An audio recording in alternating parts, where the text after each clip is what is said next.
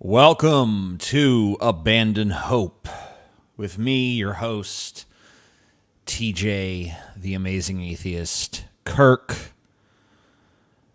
I'm really kind of too tired to even do this show, but I spent all day preparing it, so I might as well fucking do it. Maybe the Red Bull will kick in eventually. I need to switch to something stronger. I need the cocaine, man. I think that's what I need. I think I need the cocaine.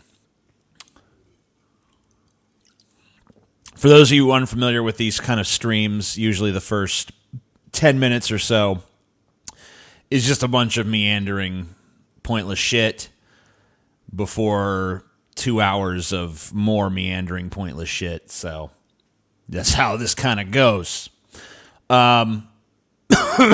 Excuse me. Good to have you back. It's good to have you back, Silver Flare.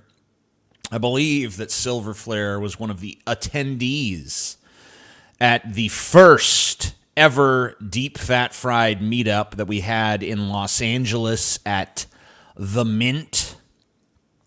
Was supposed to go on until 1:45 a.m., actually ended just before midnight due to security concerns at the venue, i.e., some retard tried to bring airsoft guns into the event, and some other retard tried to bring an axe into the event. So, you know, whatever. What are you going to do? They're our fans, you know? Oh, yeah. So beautiful. Oh, July, yeah. What a fucking July. Let me just die really quickly. Then we can proceed.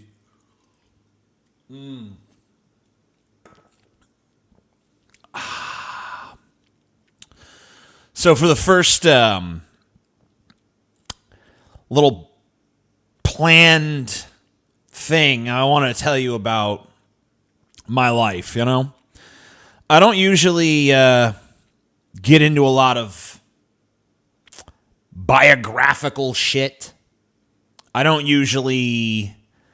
I like to talk about the world outside of myself. I don't like to spend too much time talking about Remember Reach. No, I don't. But I don't spend a lot of fucking effort, energy, time, whatever, talking about my personal life in any way, shape, or form.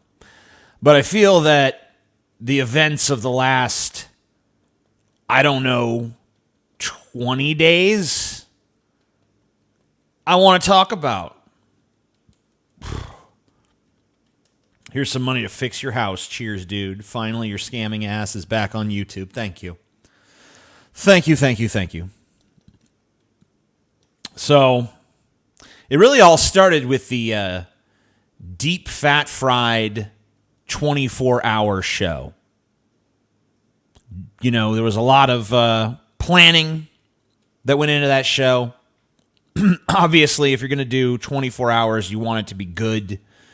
You don't want to just come on and wing it, because that's just, you can wing something for a little while, but you can't wing a 24-hour show. So there was a lot of prep, especially in the, days immediately before we did it.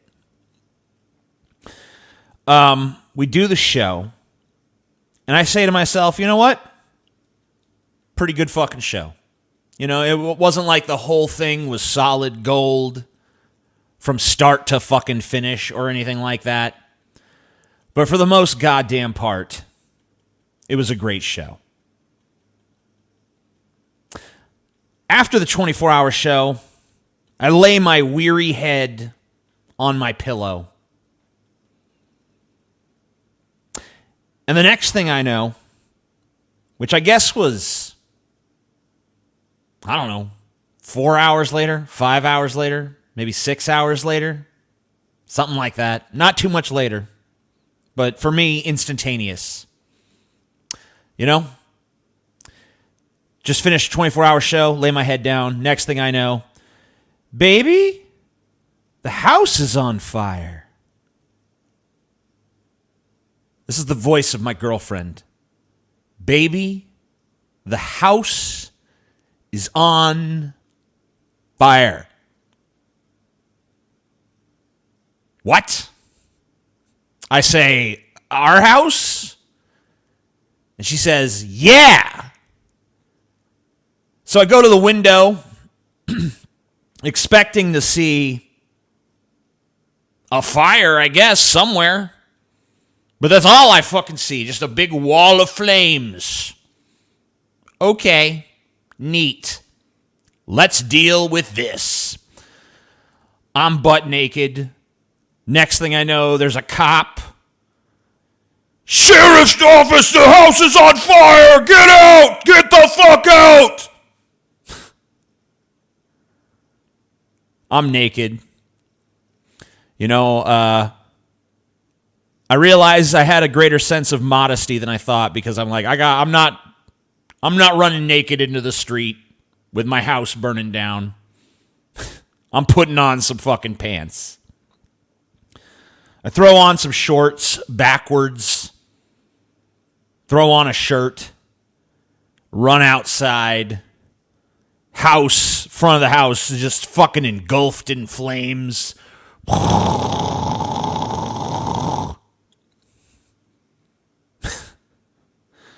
Like, all right, that's fun. Next thing I fucking know, I'm being talked to by investigators. They want to, hey, you a smoker? You smoke? Yeah, I fucking smoke. Smoke in the back of the house. The front of the house is what's on fire, so I don't think it was me. Still dealing with that shit. Had an electrician tell me 9 months ago, that the house was a fucking fire hazard, that it was wired all goddamn wrong, that he wouldn't live there himself, that he wouldn't let his family live there. My stupid ass still decide, yeah, I'll live in that house. No problem. No fucking problem, man. What a fucking retard. So, this was about, 10 days, 11 days, something like that, before we're supposed to do our big meetup in Los Angeles. So I realized, I have that long to find a new house and to move all of my stuff into it. I stayed with my friend Galen, and that's what I did. I went house hunting, and I saw every fucking conceivable quality level of house you could fucking imagine, from the most squalid, I don't even know if that's a word, but it feels right, squalid, disgusting, fucking shithole cesspool houses that looked good in the picture, but then when you get there, you realize it's like a fucking spider and wasp infested, no insulation, hasn't been updated since 1973 fucking piece of fucking shit. I saw those, and I saw the condos, and I saw the apartments. I must have looked at fucking 30 goddamn places. Found this one. I think it's pretty nice. Kind of a little bit on the outskirts of town, but that's okay. Find the house, move my shit into it. No sooner is my shit here than I have to leave to go to LA to do the fucking show at the Mint, where retards proceed to bring axes and guns, fake guns, but still very realistic looking guns, to the event, causing the event security to freak out. And the fucking manager there didn't like us to goddamn begin with, because all of our fans are weird fucking neckbeards, and he's like, there's too many fucking weirdos in here for me. Oh, shit. Now, personally, my sensibilities, I wouldn't have stopped the event for that shit. You know? But there'd just been a big shooting in town that day, and there had just been a shooting at a club like 3-4 doors down, you know, just down the block. There'd been a shooting like a few nights before, so everyone in town was on fucking edge, and it's LA, so everyone's on edge to fucking begin with.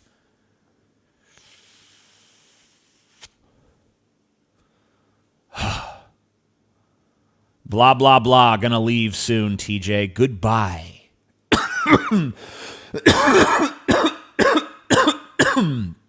Goodbye. And good fucking riddance. I don't give a fucking shit where you go. You can watch me lament the woes of my life, or you can go watch The Sopranos on Amazon Prime or on Kodi or fucking whatever. You can go watch Game of Thrones. You can go watch Supergirl. You can go watch something fucking else. There's plenty of other options for your fucking dollar, sir. Your lack of dollar, actually. Can you read my previous donation? The way this show works is, if I don't see it in the moment, it didn't happen. Yeah, go watch the fucking Sopranos. It's a great show. It's way better than a fucking fat neckbeard whining about all his fucking problems. So after the fire and the house hunt and the fucking shit with the venue going wrong due to autistic fans who apparently don't understand that you don't bring fucking weapons to a fucking venue. After all that shit, I get back home, and almost immediately, my stepdad, Steve, who you might remember from the 24-hour Deep Fat Fried show, has to go to the hospital. He has to get a pacemaker put in because he's having heart trouble, which he had a big heart attack a few years back. And he's been having chest pains recently. And they took him to the hospital, monitor him overnight. I guess his heart stopped for like 8 seconds in the night. And so they decided he needed a pacemaker. So he had to go into surgery today and get a pacemaker put in. Meanwhile, my mom, who is like the matriarch of the family that usually keeps everything fucking together, is off in goddamn Idaho or some shit, doing whatever. She's helping another relative out. So she's not here to oversee the fucking situation. And I'm still trying to unpack this fucking house. Well, me and Chelsea are. Mostly her, but I've helped considerably. Steve will be all right. The surgery was a success. There were no complications. He will be fine. He'll probably be better off for having the surgery. So, anyway, the whole point of this story, or whatever the fuck it is that the month of July is a piece of fucking shit and deserves to die. And the crazy shit is, I'm not even fucking telling you everything that fucking happened. Because there's shit that happened that, like, I'd be invading other people's privacy to even fucking talk about. But it's just been one fucking thing after another in the month of fucking July. So, anyway, I'm going to go see if I can find this motherfucker's previous donation since he asked about it. Are you going to be taking a look at the New York Times article about the need to change New Hampshire demographics because it's 94% white that has been popular today? P.S. Please start making YouTube vids again. I have plans to shoot some real fucking videos and not just these abandoned hopes. But my house is still in the process of being unpacked. I don't yet have a dedicated shooting space, but I will hopefully within the next few days, if a nuclear explosion doesn't happen or some sort of other catastrophe that fucks everything up.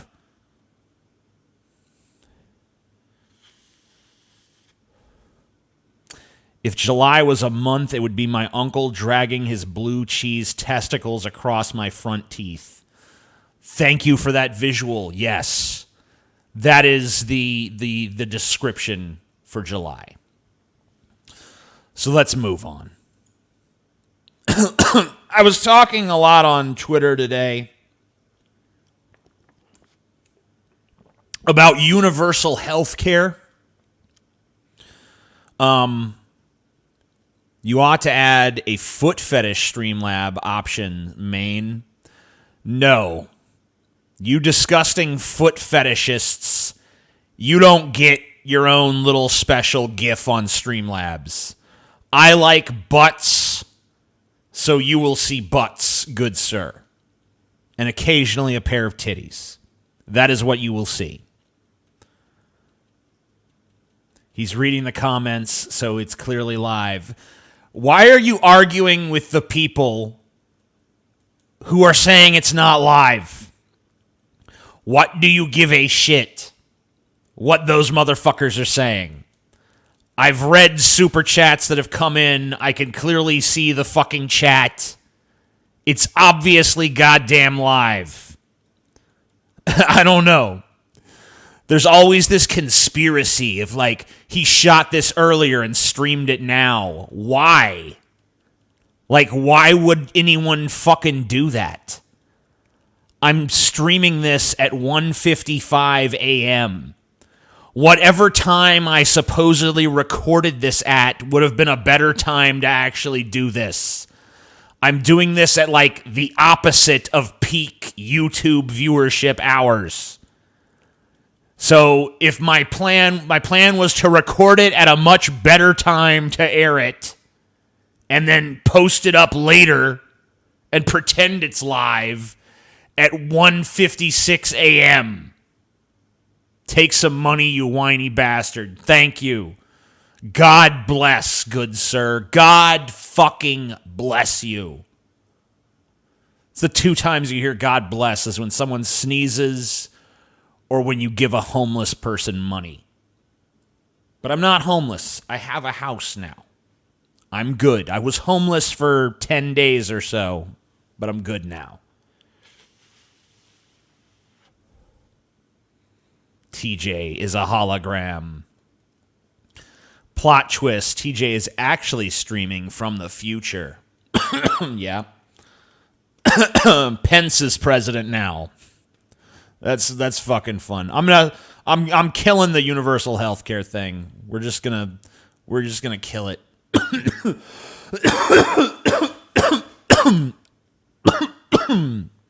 I find that I don't give a shit. You love these gifts. I love those gifts. There's plenty of gifts that I love better than those gifts, but YouTube won't let me show them because they're mean. They're mean to creators like me, and they think that you can't handle a butt, unfortunately. Take my money, you man peach. Praise Senor Tomat. I don't know who Senor Tomat is. You're insane, sir. So earlier today, this is my virtue signaling for the day. Earlier today, I was at Texas Roadhouse. You know, they used to let you throw the fucking peanut shells on the goddamn floor in there. Now they give you 2 buckets, one for the peanuts and one for the shells. Used to just be able to throw the peanut shells right on the fucking floor, you know? Used to be kind of fun, you know? I remember going there with my dad and seeing the peanut shells all over the floor. He's like, yeah, you just throw your peanut shells on the floor here. And I remember thinking, that's pretty cool. That's gone now because of faggots with peanut allergies. Ugh. It's supposed to be, you know, it's Texas Roadhouse. Isn't Texas supposed to be tough? Aren't they supposed to be a bunch of badasses in fucking Texas? I actually heard, too, and I didn't pull this story, but I heard that Austin, Texas, they're trying to get the name changed, or the SJWs are. I don't know. There's probably no actual momentum behind it. But I guess Austin is named after somebody problematic. You know, Thaddeus K. Austin or whatever the fuck. That's not the name. I just made that name up. But apparently it was some slave owner or some shit, some Confederate guy they named Austin after. And now Austin is this super liberal town. It's like the Portland of Texas. So now they're trying to change the name of the fucking city. Why don't they change? They should change the name to Hitlerton. That'd be a cool name. That won't offend anyone. But none of this fucking... I see you nut allergy. You know what? You were born with nut allergies. Stay out of the restaurant where they throw fucking peanuts on the floor then. You know? Just stay the fuck out. It's not for you. It's not for you. Not everywhere on earth needs to be for you. Texas Roadhouse was for people who wanted to throw peanut shells on the fucking floor. That was part of the fucking gimmick. That was part of the appeal. No one's going there because the steaks are the best fucking quality in the universe. Because they're not. But anyway, none of that has anything to do with why I'm talking about Texas fucking Roadhouse. I got to tell my virtue signaling story. So I was at the Texas fucking Roadhouse earlier today, bitching about the peanuts, and my girlfriend, she says something to the waitress. She's like, is that her boyfriend? Because if not, that's really creepy. And I'm like, what the fuck is she talking about? And she's pointing behind me. So I look behind me, and there's this dude that's like hanging off this girl. They're both employees at the Texas Roadhouse, and he's like sniffing her hair and like grabbing on her titties and shit. And the waitress is like, no, that's not her boyfriend. He's, you know, and Chelsea's like, that's creepy. And the waitress is like, yeah, he's always been creepy. We're like, wait, what? And he's over there doing it to like all these girls, all these waitresses and hostesses and shit. He's like over there, like hanging off them and touching on them, and they're all just kind of like, they're not even like uncomfortable in the sense of like, oh my God, stop. They're kind of like just like burdened by it. You know what I mean? Like it's happened so many fucking times. They're just like, okay, yep, get off me, please. Just stop. Enough of this. So Chelsea's like, let me talk to the fucking manager. We get the manager over the table. We're like, hey, this fucking guy behind us is, he ain't acting right, man. He's crossing some lines. Saw that manager goes up to the motherfucker, pulls him out in the parking lot, talks to him. He leaves the restaurant. She comes back in. So we fucking Me Too'd the shit out of that motherfucker, dude. And you know, I want to make it clear, we live in a climate where Netflix is instituting policies of like, don't make eye contact with each other for longer than 10 seconds on set. Yeah, you guys fucking have got it right. You're still throwing the peanuts on the ground. But the point is, the standard for what constitutes sexual harassment is fucking way too lax now, to the point where like simple flirtation, people are scared to do it. People are scared to flirt with each other because they're afraid of being Me Too'd and shit. So, you know, it's way out of hand, but there is a fucking point where you are legitimately fucking harassing someone. If your hands are cupped around a girl's titties, you know, and I'm not going to lie, I can understand why you're doing it, because titties are great. But if she don't want your hands there, don't fucking do that. That would be my line. Now, I don't know if that makes me like an SJW pussy or like a traitor to men or some shit, but to me, it's motherfuckers like that who are contributing to this atmosphere in the fucking first place, where every dude who even looks at a chick's ass is now being branded some kind of fucking rapist in training. Potential rapist. What the fuck ever. TJ is thick. I'm thick in all the wrong ways.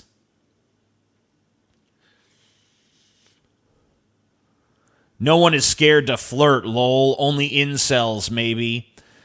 I don't know about that, man. When it gets to the point where major productions are instructing people not to look at each other for more than 10 seconds. I mean, here, I'll give you a fucking example of why people are scared to fucking flirt. Not this. Here we go. This autistic student asked for a fist bump and a selfie. He got 2 Title IX investigations. This dude's autistic. He asks a chick for a fist bump, and he got investigated for sexual harassment for that. The only part of her body that he ever touched was knuckles. Knuckle to knuckle. Boom. Oh, I feel sexually harassed. So don't tell me that there's this shit is not a hand, all right? This shit is out of hand. And titties are great, sir.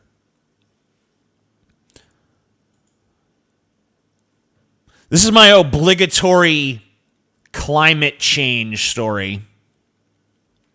2018 is on pace to be the 4th hottest year on record. 4th hottest year on record, huh? I wonder what the fucking the other years are. Let's see. 2015, 2016, and 2017.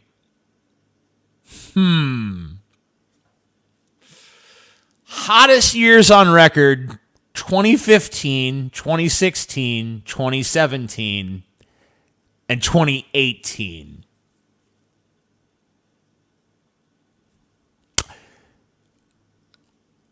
I think there might be something going on, guys. I think there might be something going the fuck on.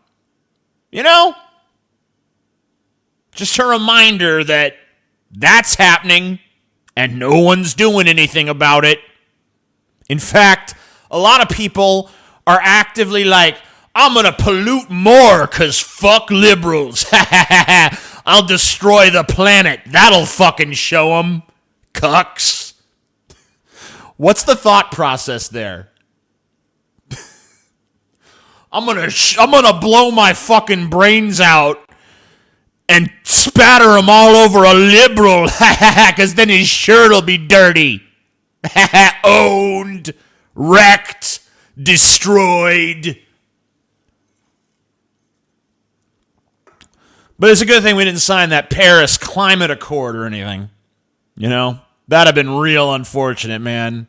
That'd have been real fucking unfortunate. Like, our president couldn't even get on board with that fucking ridiculous, not even half measure that was the Paris fucking Climate Accords. California is fucking engulfed in flames, much like my house. We have the fucking hottest years on record are the last 4 years.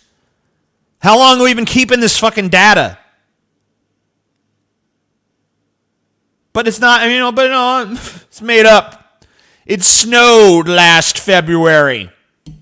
Obviously, climate change is a lie.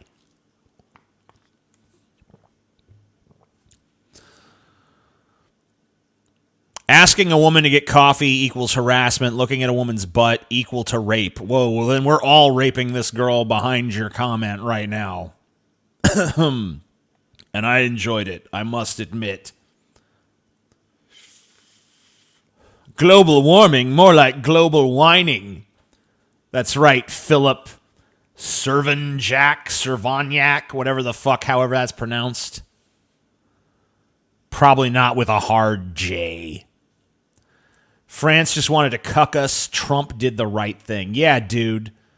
What are we going to do, bend over to fucking France and take that fucking baguette up our ass? Hell no. America's a trailblazer. We're going to lead the way to the destruction of our own fucking planet. Awesome. Dude, at this point, Donald Trump is a fucking Captain Planet villain. I keep waiting for the Planeteers to show up. Heart! He doesn't have one. Oh, shit, it's useless. It's useless. Dear liberals, Despacito. I don't know how that's pronounced. I'm sorry. I apologize for my probably fail pronunciation. Oh, by the way, talking about this kid, let's delve a little more into this because I kind of just glossed over it because I was using it as an example of something else. But this autistic student asked for a fist bump and a selfie. He got 2 Title IX investigations. I'm going to read you what Title IX says here. No person in the United States shall, on the basis of sex, be excluded from participation in, be denied the benefits of, or be subjected to discrimination under any educational program or activity receiving federal financial assistance. What part of that did asking for a fist bump and a selfie violate exactly?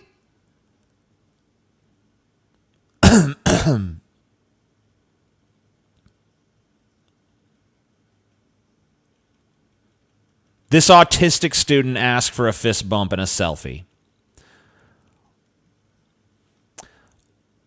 Let's see. Let's read more about it. Aurora Knight laid out her narrative of the allegations in a phone interview with The Fix. The first incident occurred in the first week of September. Jesus Christ. Getting a shit ton of fucking super chats. The first incident occurred in the first week of September when Marcus was in the student services office and asked a female student working there if he could fist bump her. She agreed, but soon filed a Title IX complaint. Dun, dun, dun! An autistic student asked me for a fist bump. I was raped. I was raped. The next week, Aurora and Marcus were asked to meet with the school's Disabled Students Programs and Services coordinator, who allegedly called the fist bump inappropriate behavior. Aurora told the Fix that Marcus did not bump anything other than the female's knuckles. The Fix has reached the coordinator, but that person has not been available for a phone interview as of Thursday night. His mother told the coordinator that Marcus had been at the office seeking campus employment. The official allegedly said that he would be totally pointless because Marcus was obviously incapable and should be taking adult disability classes instead of college classes. Though the coordinator said the incident would not go on her son's record if the behavior stopped, according to Aurora, the mother became aggravated by the description of a consensual fist bump as inappropriate. Yeah! As any fucking sane person would. Can I get a fist bump? Oh shit, you harassed me. I feel sexually violated by your insistence that we touch knuckles momentarily, which I voluntarily did. How about this? If you feel like you're going to get raped by the fist bump, if you feel like the fist bump is crossing some sort of line for you, then when a dude asks you, "Hey, can I get a fist bump?" say, "No, I'm good. Nah, don't wanna. Not gonna fucking do it. No thanks." And then he'll be like, "Okay." And you go about your fucking day. Maybe try that next time, rather than saying, "Okay, I'll fist bump you," and then being like, "I feel harassed."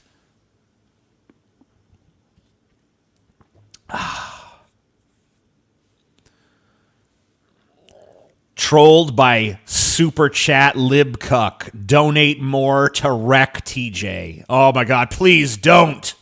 Don't do it. No. No more donations. I can't do it anymore. It's too much. It's too fucking much. Oh. Yeah, I'm sorry. Let's read this again. You tell me what part of this the fist bump violated. No person in the United States shall, on the basis of sex, be excluded from participation in. Okay. Did he exclude her participation in any educational program? No. Be denied benefits of. Did he deny her the benefits of any educational program? No. Or be subjected to discrimination under. Did he subject her to discrimination under any educational program or activity receiving federal financial fucking assistance? No, he did not. So what the fuck is this about? Like, what is this? Why is this a thing? Why does this happen? I scream, you scream, we all scream constantly as each day on this earth, as each day on this hell of an earth is a new nightmare. I'm sorry I fucked up the read on that, sir. I kept getting distracted by Jessica Rabbit's heaving bosom, and I apologize for that. I should choose less distracting background images, so that's really my fault.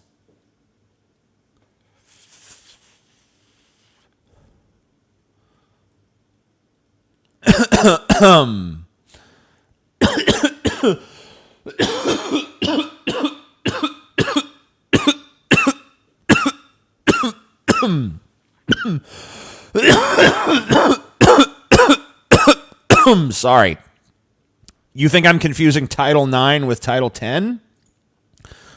Well, it says Title IX here, And it says Title IX here, so I don't think I am. Fucker. Have some of my money, TJ, but please spend it on alcohol. I don't really drink that much alcohol. Sorry. This vape is... it's pretty hardcore. You are forgiven. Thank you. Thank you for your generosity and your forgiveness.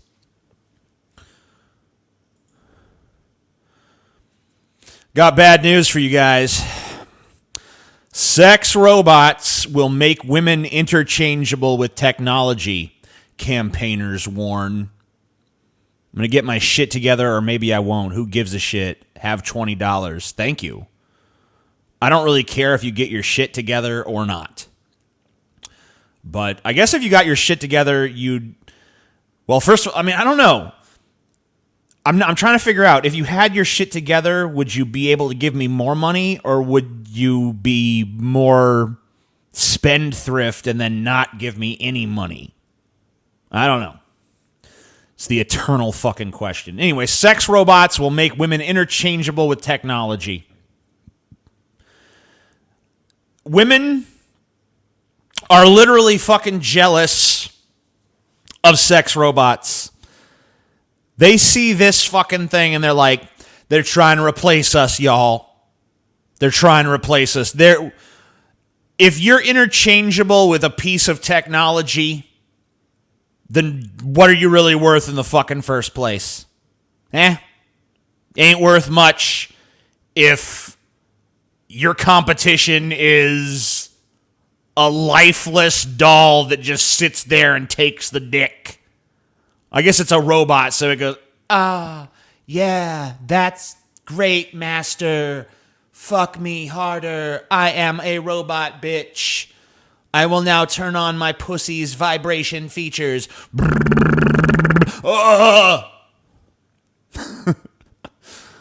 Like, if that's your competition, I mean, like, I can understand fucking a sex doll.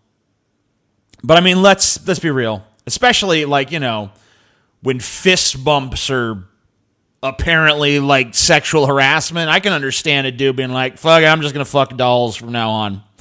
I'm just going to fuck dolls. That's what I'm going to do. But isn't that really the climate, you know? It's not really the doll.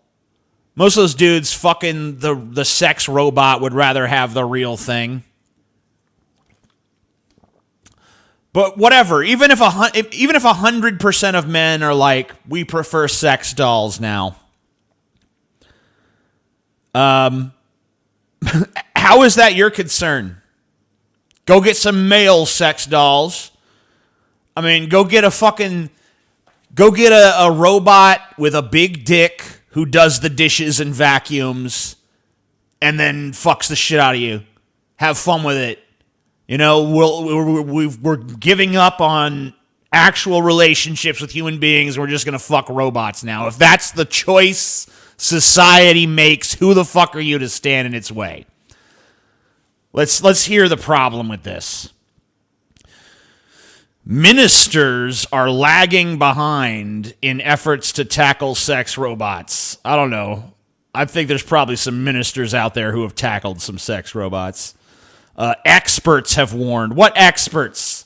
Experts in what? Exactly. Experts in ministers? Experts in sex robots? Experts in what? Let's find out.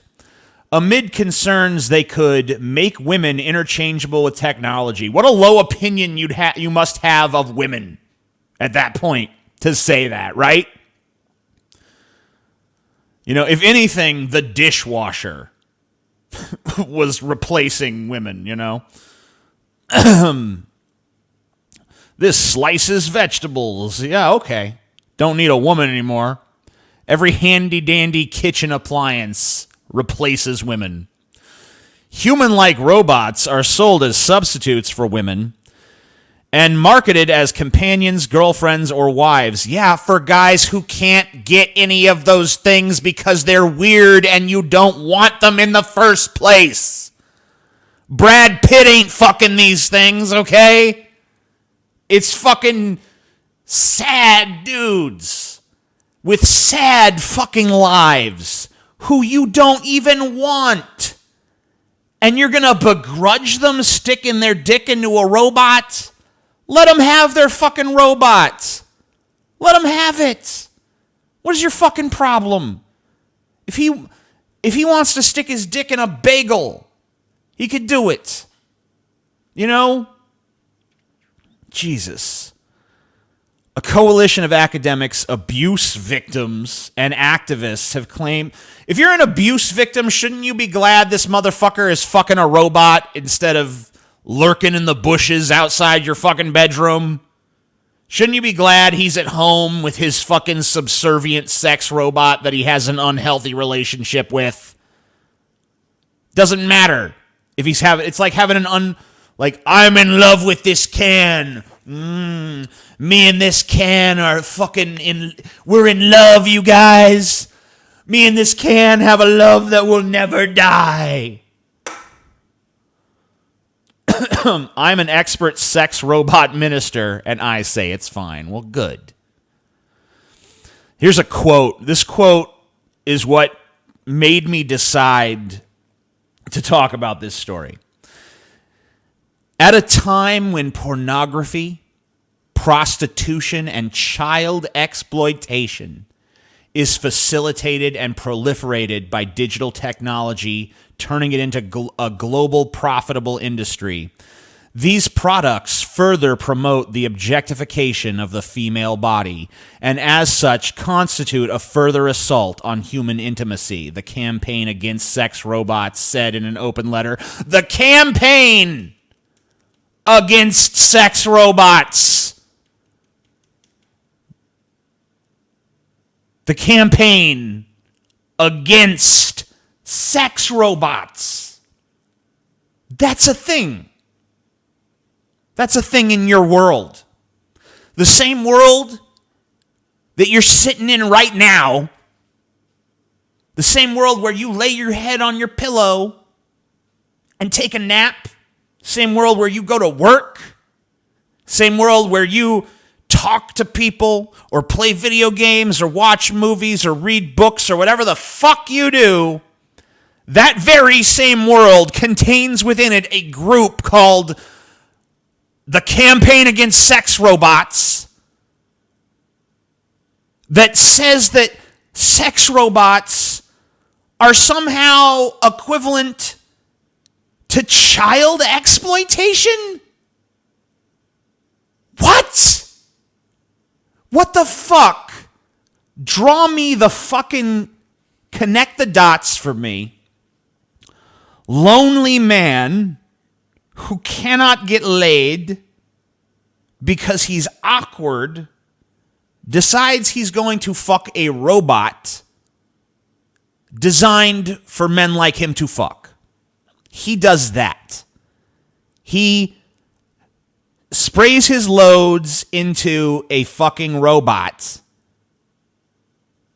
and somewhere else on the globe, a child is being trafficked to the Middle East to be a sex slave for fucking ISIS or something. What's the fucking connection there?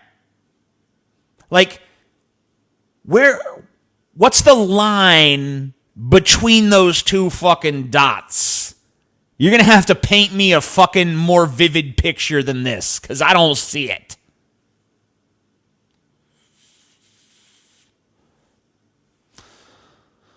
The loudest voices shaping government... Why? Why do I keep fucking hitting that goddamn... Why do I keep hitting that fucking cough machine? Why do I do it to myself? What the fuck is wrong with me? Oh yeah, lots of things.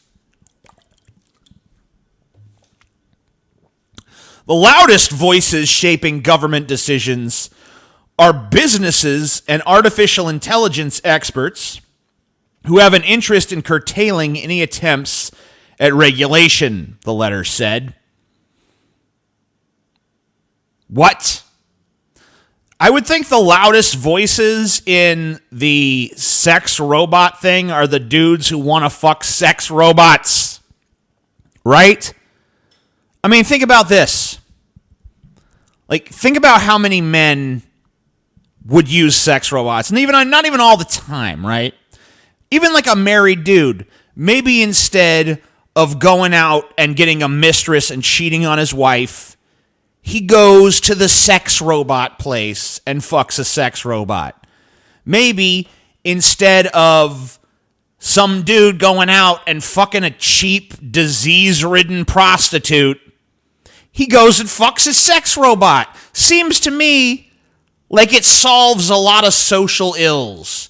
But this article's making it out like the only people who have any interest in this happening are moneyed interests and the fucking big AI experts who just want this to make money.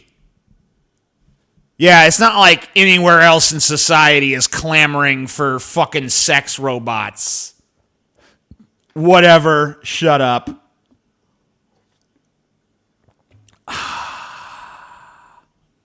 Most men can't even afford sex robots. Yeah, but think about when there's places you can go to fucking rent a sex robot, dude. Think about when there's like businesses set up like, hey, go fuck Julie.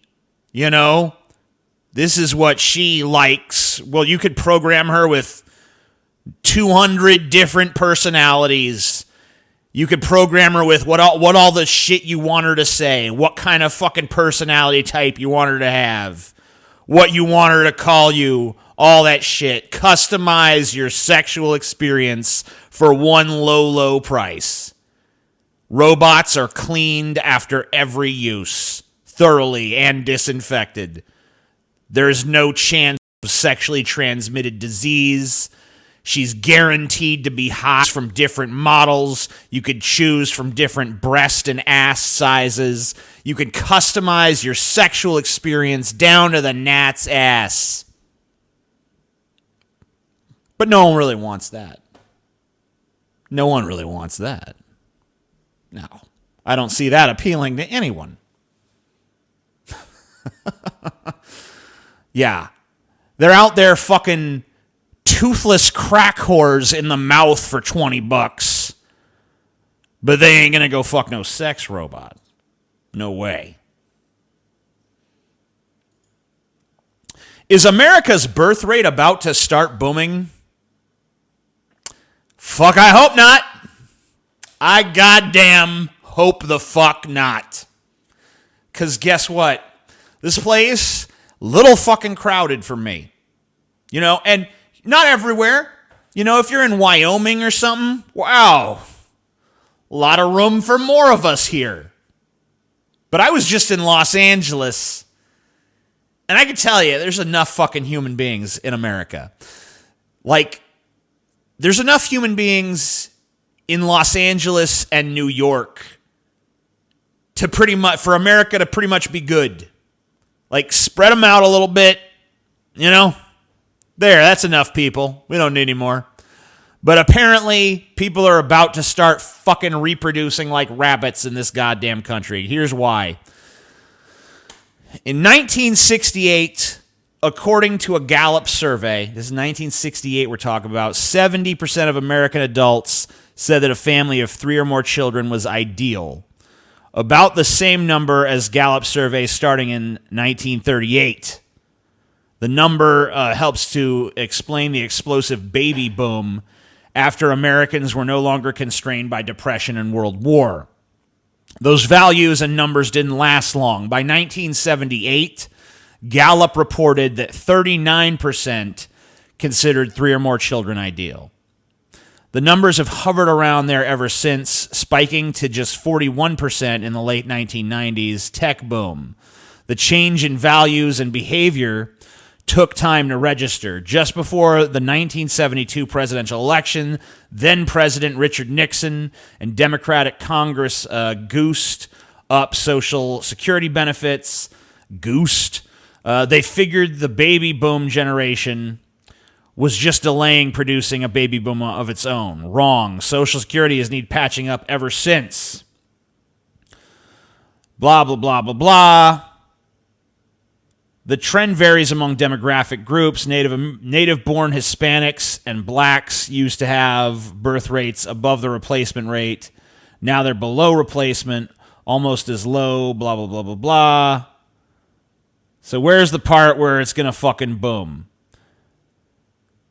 During a sluggish 2008 to 2013 economy, young Americans stayed put in tiny, child-unfriendly apartments in hip, central coastal cities like New York and San Francisco and paid high rents resulting from stringent environmental restrictions. This was hailed as a move towards progressive attitudes, but evidently not, as New Geography proprietor Joel Kotkin has noted. Since growth returned, young people have been heading to child-friendly suburbs and exurbs, ditching subway cards for SUV fobs. All of which raises the possibility of current, stubbornly low birth rates being on the verge of a rise. So basically, younger people are moving to the suburbs where they might be more encouraged to breed. This is another reason, ladies and gentlemen, why we need the sex robots. They ain't going to get pregnant. They ain't going to fucking spawn more humans into this world. Traffic's bad enough. Leave it alone. We don't even need replacement rate. Let's go down to like half replacement rate for a few generations, and then we'll see about it, you know? And in fact, maybe be more selective. I mean, I don't want to come across as supporting eugenics or anything, but maybe only the best people should reproduce. I guess that's eugenics, but make it voluntary. You know, like if you're a fat, disgusting slob, say to yourself, maybe the world doesn't need another fat, disgusting slob. I'm going to fucking end this genetic line here. My dad was an asshole. His dad was an asshole. His dad was an asshole. His dad was a slave owner. I'm an asshole.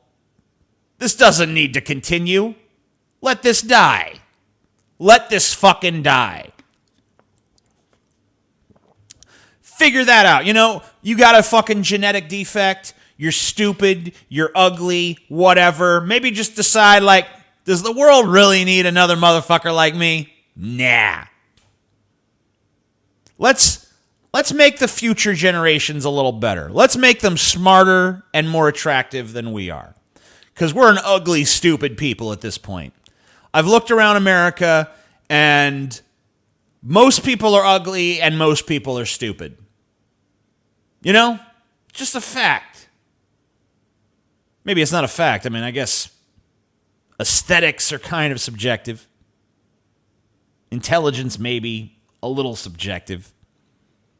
But still, just by and large, in my humble opinion, ugly, stupid nation. Needs a little bit more selectiveness with its breeding. We don't need more breeding. We just need better breeding. It's my idea. Yeah, genetic engineering is a possibility too. You know, if the doctor has, hey, you want us to activate his straight white teeth and good at math genes? Oh, yeah. Turn those on. Flip those switches. Deport all illegals so we have less people, then encourage American citizens to have children at replacement rate. I missed the rest of that. At replacement rate only, so we can keep it steady after removing millions of illegals. Africa and Asia responsible for world overpopulation, not Western countries. I'm not even talking about world overpopulation here. I'm just talking about U.S. overpopulation. I'm talking about my surroundings. And I really don't give a shit about illegals. I also don't give a shit if you try to stop them.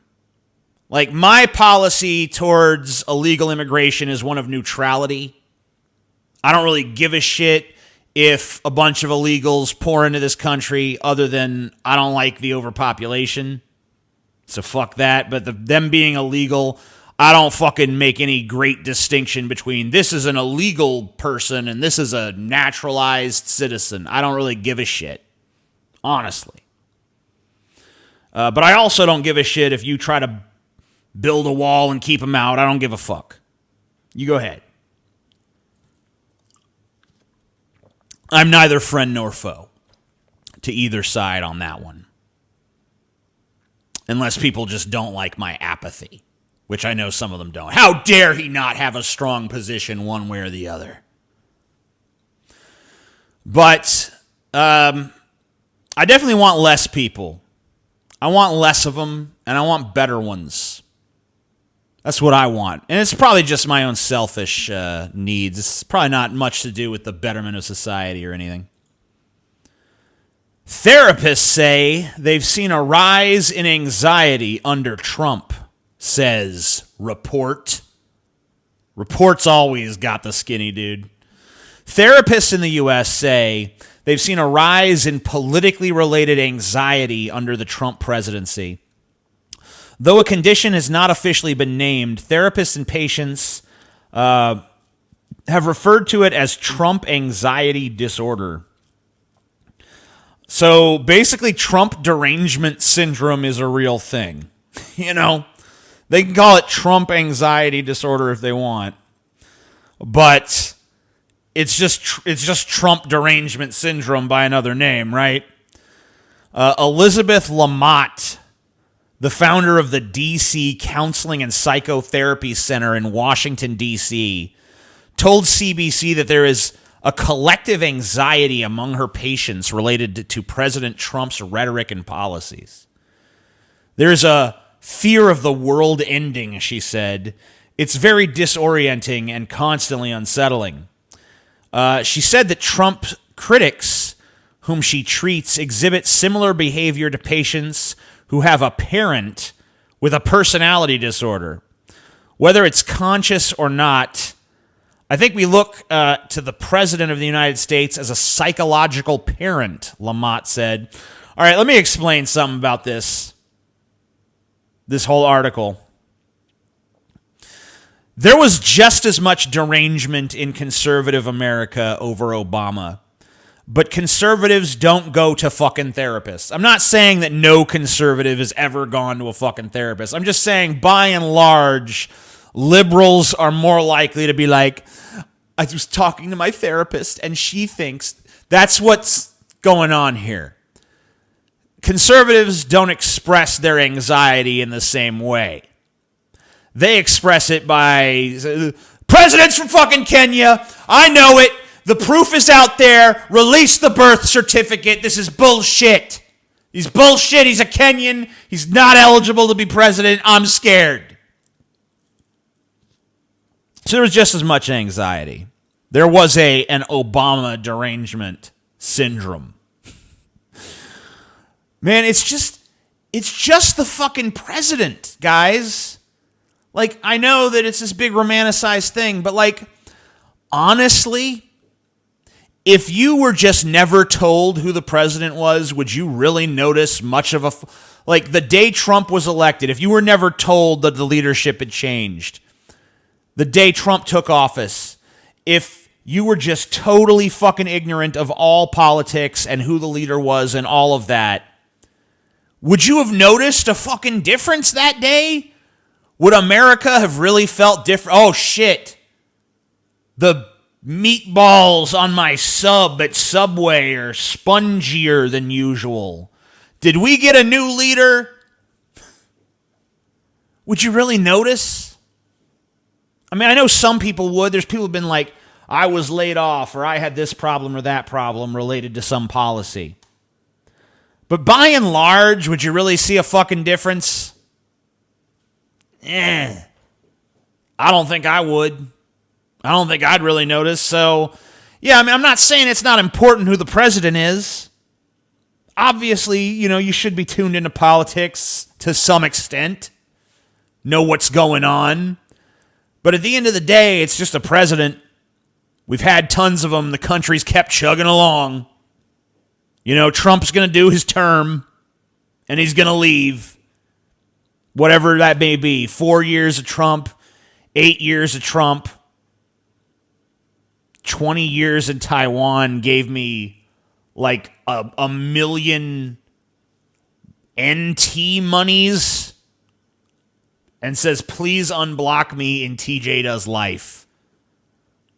All right. I guess I could do that for 1,000, whatever those are.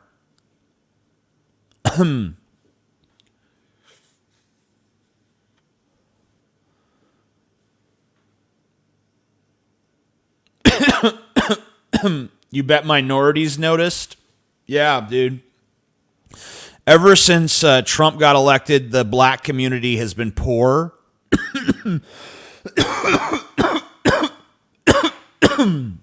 And they've started to occupy really substandard housing, so it's a huge change from previous administrations. Because when Obama was president, every black person in America, you know, had the dream house with the picket fence from Better Homes and Gardens. And then Trump got into office, and all of a sudden, everything was bad for black America, dude. All their problems just sprung up in these last couple years, you know. It's been crazy for them. So, yeah, good point. $32, huh? Wow, cool. Yeah, I guess you can get unbanned for that. This is, you can't see the headline because of the stupid way I format this shit. But it says, study. 4 in 10 men have experienced inexplicable sadness after sex. Inexplicable sadness after sex. Having sex may feel like a badge of honor. More like a vag of honor, you know what I'm saying? But for others, it's an act that, once finished, brings about intense feelings of sadness. In a new study, researchers, for the first time ever, have identified that women aren't the only ones who can suffer from this emotional tidal wave in the bedroom, better known as postcoital dysphoria, or PCD. Learn something new every day.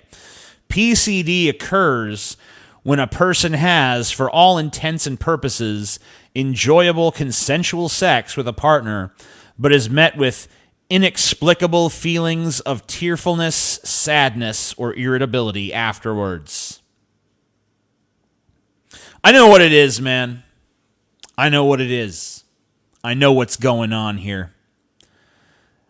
It's not so inexplicable to me, or at least I have a fucking hypothesis. Here's what I think it is.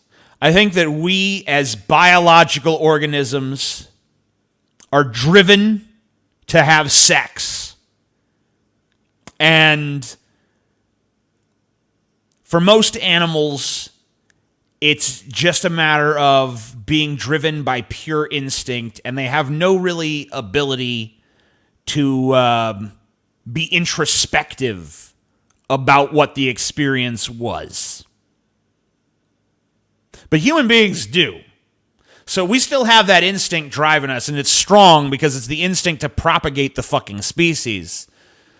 You know, it's what keeps the whole human race thing chugging along for as long as it has. We like to fuck each other. So, you know, we're all driven to do it.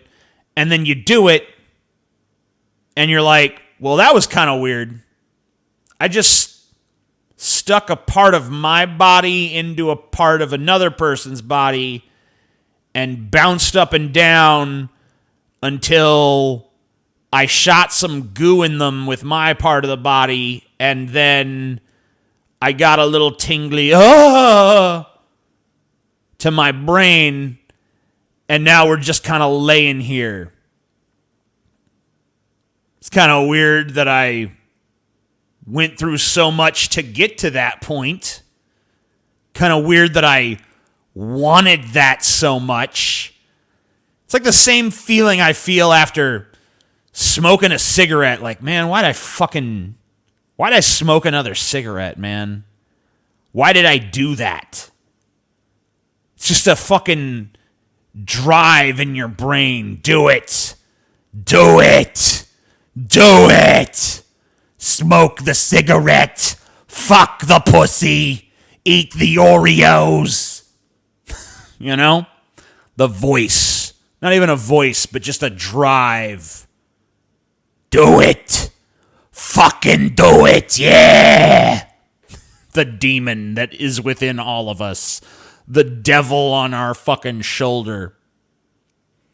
And then afterwards, like, man, what the fuck was that all about? What have I done? Now, for me, I don't feel this post-coital dysphoria. I'm pretty happy about it when I get it. I've made my peace with what the act is and what it's about. But for some of you less evolved primates, you might just be starting to struggle with this. Just be starting, plus, of course, your testosterone levels are dropping. So there's a chemical component to it as well. Like, or maybe they go up. I don't know. They do one or the other. They go down or they go up. So your brain chemistry is changing. You're basically going through a little mini man period there. Like, I'm all out of fucking whack. I'm all out of balance.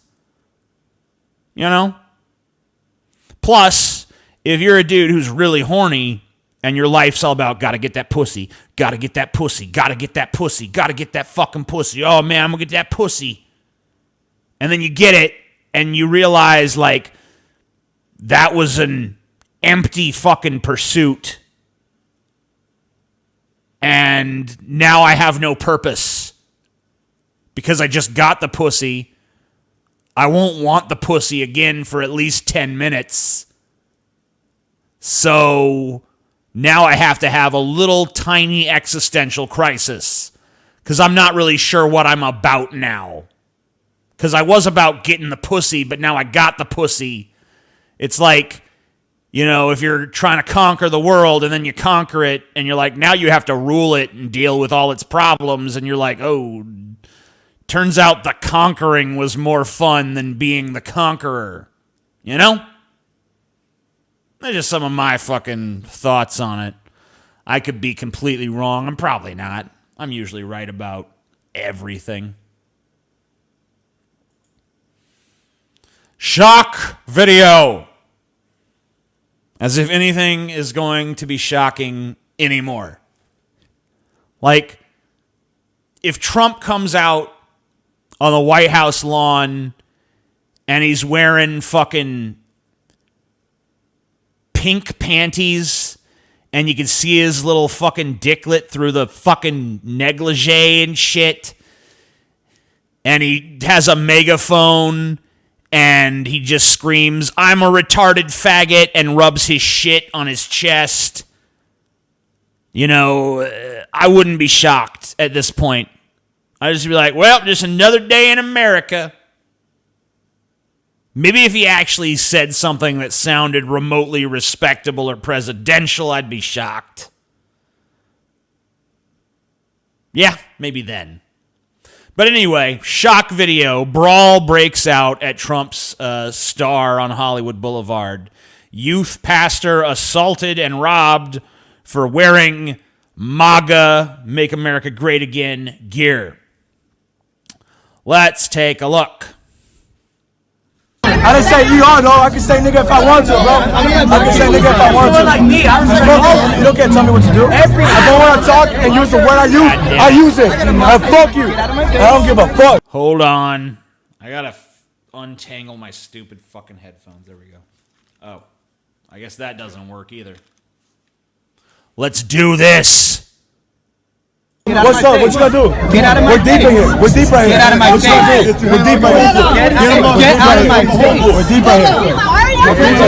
Get out of my face.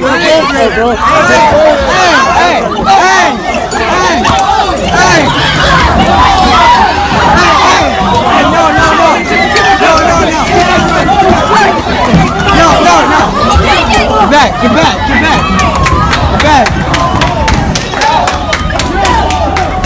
We're deep right here. Let's go back a little bit. See this shit a little bigger. you. Get out of my face. I don't give a fuck. Get out of What's my up? face. What you gonna do? Get out of my We're deep face. in here. We're deep right here. Get out of my What you gonna face. do? We're deep right here. Get out of my face. We're deep right here. Get out of my face.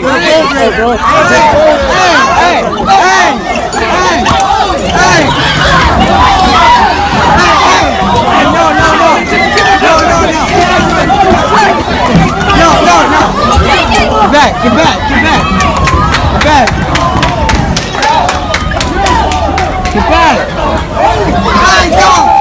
Hey, he's a Marine. Hey, he's a Marine. Stop. Hey, he's a Marine. Get back. What does the Marine status have to do with anything? What's that? Is it like a warning? Like he's a Marine, so he's gonna kick your ass, or is it like you're not allowed to hit him because he's a Marine? Shouldn't hit anybody. Get back. Don't tell me. Hey, he's a Marine. He's a Marine. So what? Some respect. Oh, okay, Hey, it's about You want that shit, bro? You want that shit, bro? Hey, it's all right, man. Hey, calm down. Hey, Why are people kicking the cameraman?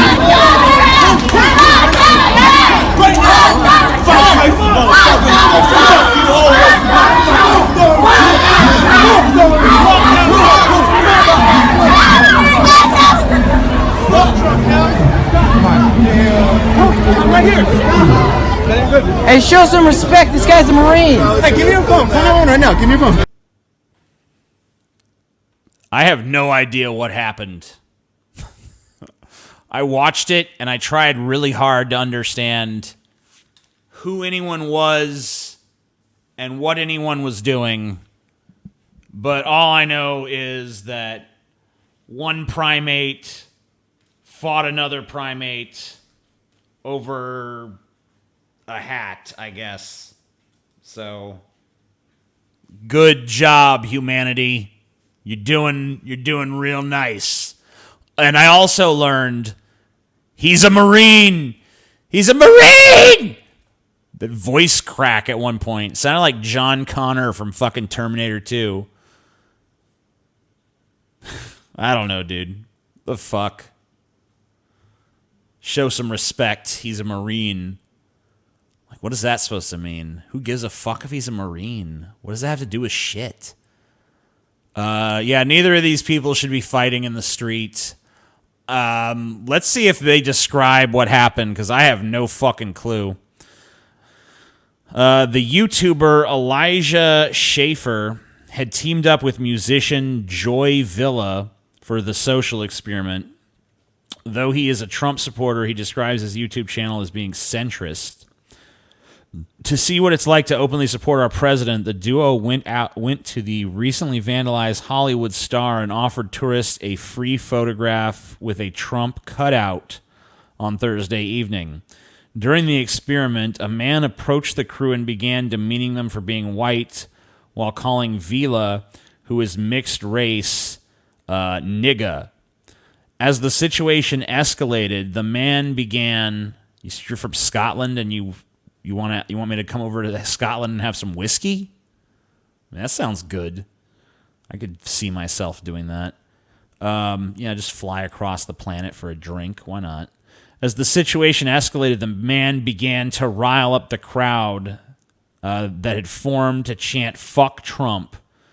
Schaefer told the Gateway pundit that the man left and came back with more men, one of whom had a large knife. They attacked my guard, Tony Hoffman, and started hitting my camera crew and myself, Schaefer explained. It didn't end there. The violent group also stole the YouTuber's $3,000 camera. Man, I'd be fucking pissed. I would be so fucking pissed if someone stole a goddamn $3,000 camera. But then again, I'm sure that because it was done by a bunch of like Trump haters, a bunch of Trump supporters will raise like $90,000 for this fuck to compensate him for it. So whatever, because that's the way it works. Yeah, I mean, pretty fucking crazy. Seems like it's probably the fault of the anti-Trump people. I don't really know what the fucking full story is or if we're getting the full story here. There have been videos, of course, that have come out where one narrative is presented and it turns out to actually be something else. So maybe there was more provocation going on here than is actually described. Kind of convenient that the camera was stolen, maybe. And we didn't see it get stolen. I don't know. But, you got to be skeptical of this shit. But, I mean, if everything is as presented, then, yeah, it's pretty fucked up. Like, why would you this is why I think that liberals are more tolerant in, like, a broader sense of, like, yeah, we accept everyone as long as you're not conservative, but we accept everyone. And conservatives are usually more tolerant in practice. Like, even if they support policies that are exclusionary or whatever, I think that if you went to a conservative bumfuck town and you had an Obama cutout and you were wearing an Obama hat and an Obama shirt and you're like, I love Obama, I don't think anyone's going to hit you. Like, I know conservatives, I hang around them and say liberal shit that they disagree with and they get pissed off. And I've been like, I'm a socialist. I don't give a shit. Yep. I support socialist policies. And they don't give a fuck. They're usually pretty cool about it. They're usually like, well, I think that's fucking stupid and you're an idiot, but, whatever. Here, let's smoke some weed together. But if you're among a bunch of liberals and you're like, man, I don't really think Trump's that bad. What? I'm going to fight you now.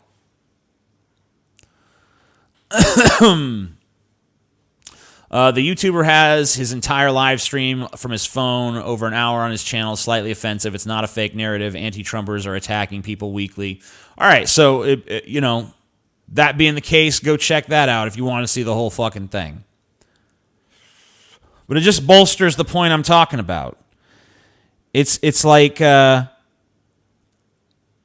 if I think it's because liberals ultimately take conservatives more seriously than conservatives take liberals.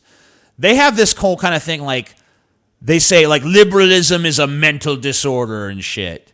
So when they see someone with, like, I support Obama, they're just like, well, that's the local lunatic. He's crazy. He's eccentric. So they're way more just kind of dismissive, like, whatever. There's going to be idiots. What are you going to do? But I guess also it has a lot to do with who's in power. Because, when the conservatives are in power, the liberals are usually way more irritable and vice versa. So, who knows? But right now, conservatives seem pretty gracious to me when I've interacted with them. I definitely get way more bullshit outrage from liberals than I do from conservatives. And I'm like, a lot of people consider me for some reason the ultimate centrist because I criticize both sides. I'm not a centrist in the slightest, but that's the term that they like to slap on you if you fucking criticize both sides. So whatever. But I can tell you, the liberals are always more pissy. They're way more pissy-moany. They're way more emotional. They're way more fucking unreasonable. And they're the ones I agree with more. So it's kind of a mind fuck to me that it's like, oh, these are the people that I really think ultimately have the better ideas, but wow, the lack of maturity there, crazy. 24-hour news, clickbait journalism, and social media has not helped the political situation either. Well, all of those are kind of offshoots of the low intelligence of the American voting fucking public, right? I mean, the reason that people click on the clickbait is because they're stupid and they want salacious shit over useful facts. They want to be on social media so they can get a lot of fucking upvotes.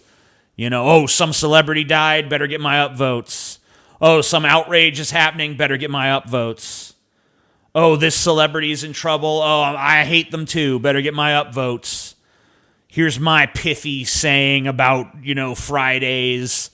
Here's what I think about the latest social media buzz thing. Give me my upvotes.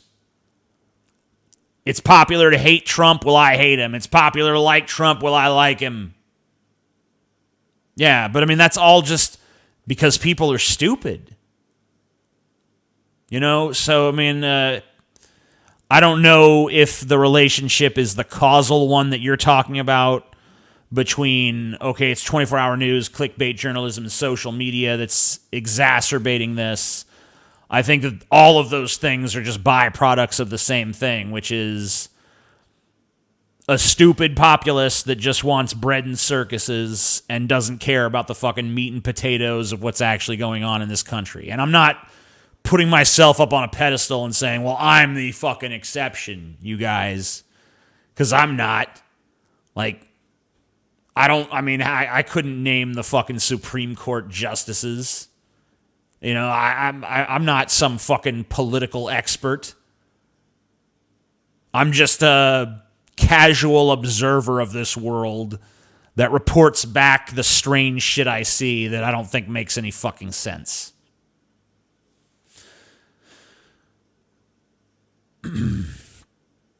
Oh, okay. So this is a video, and it's called God Exists. Stephen Theory proved wrong by a kid. The little kid's gonna figure out whether God is real. Does that work? That doesn't work.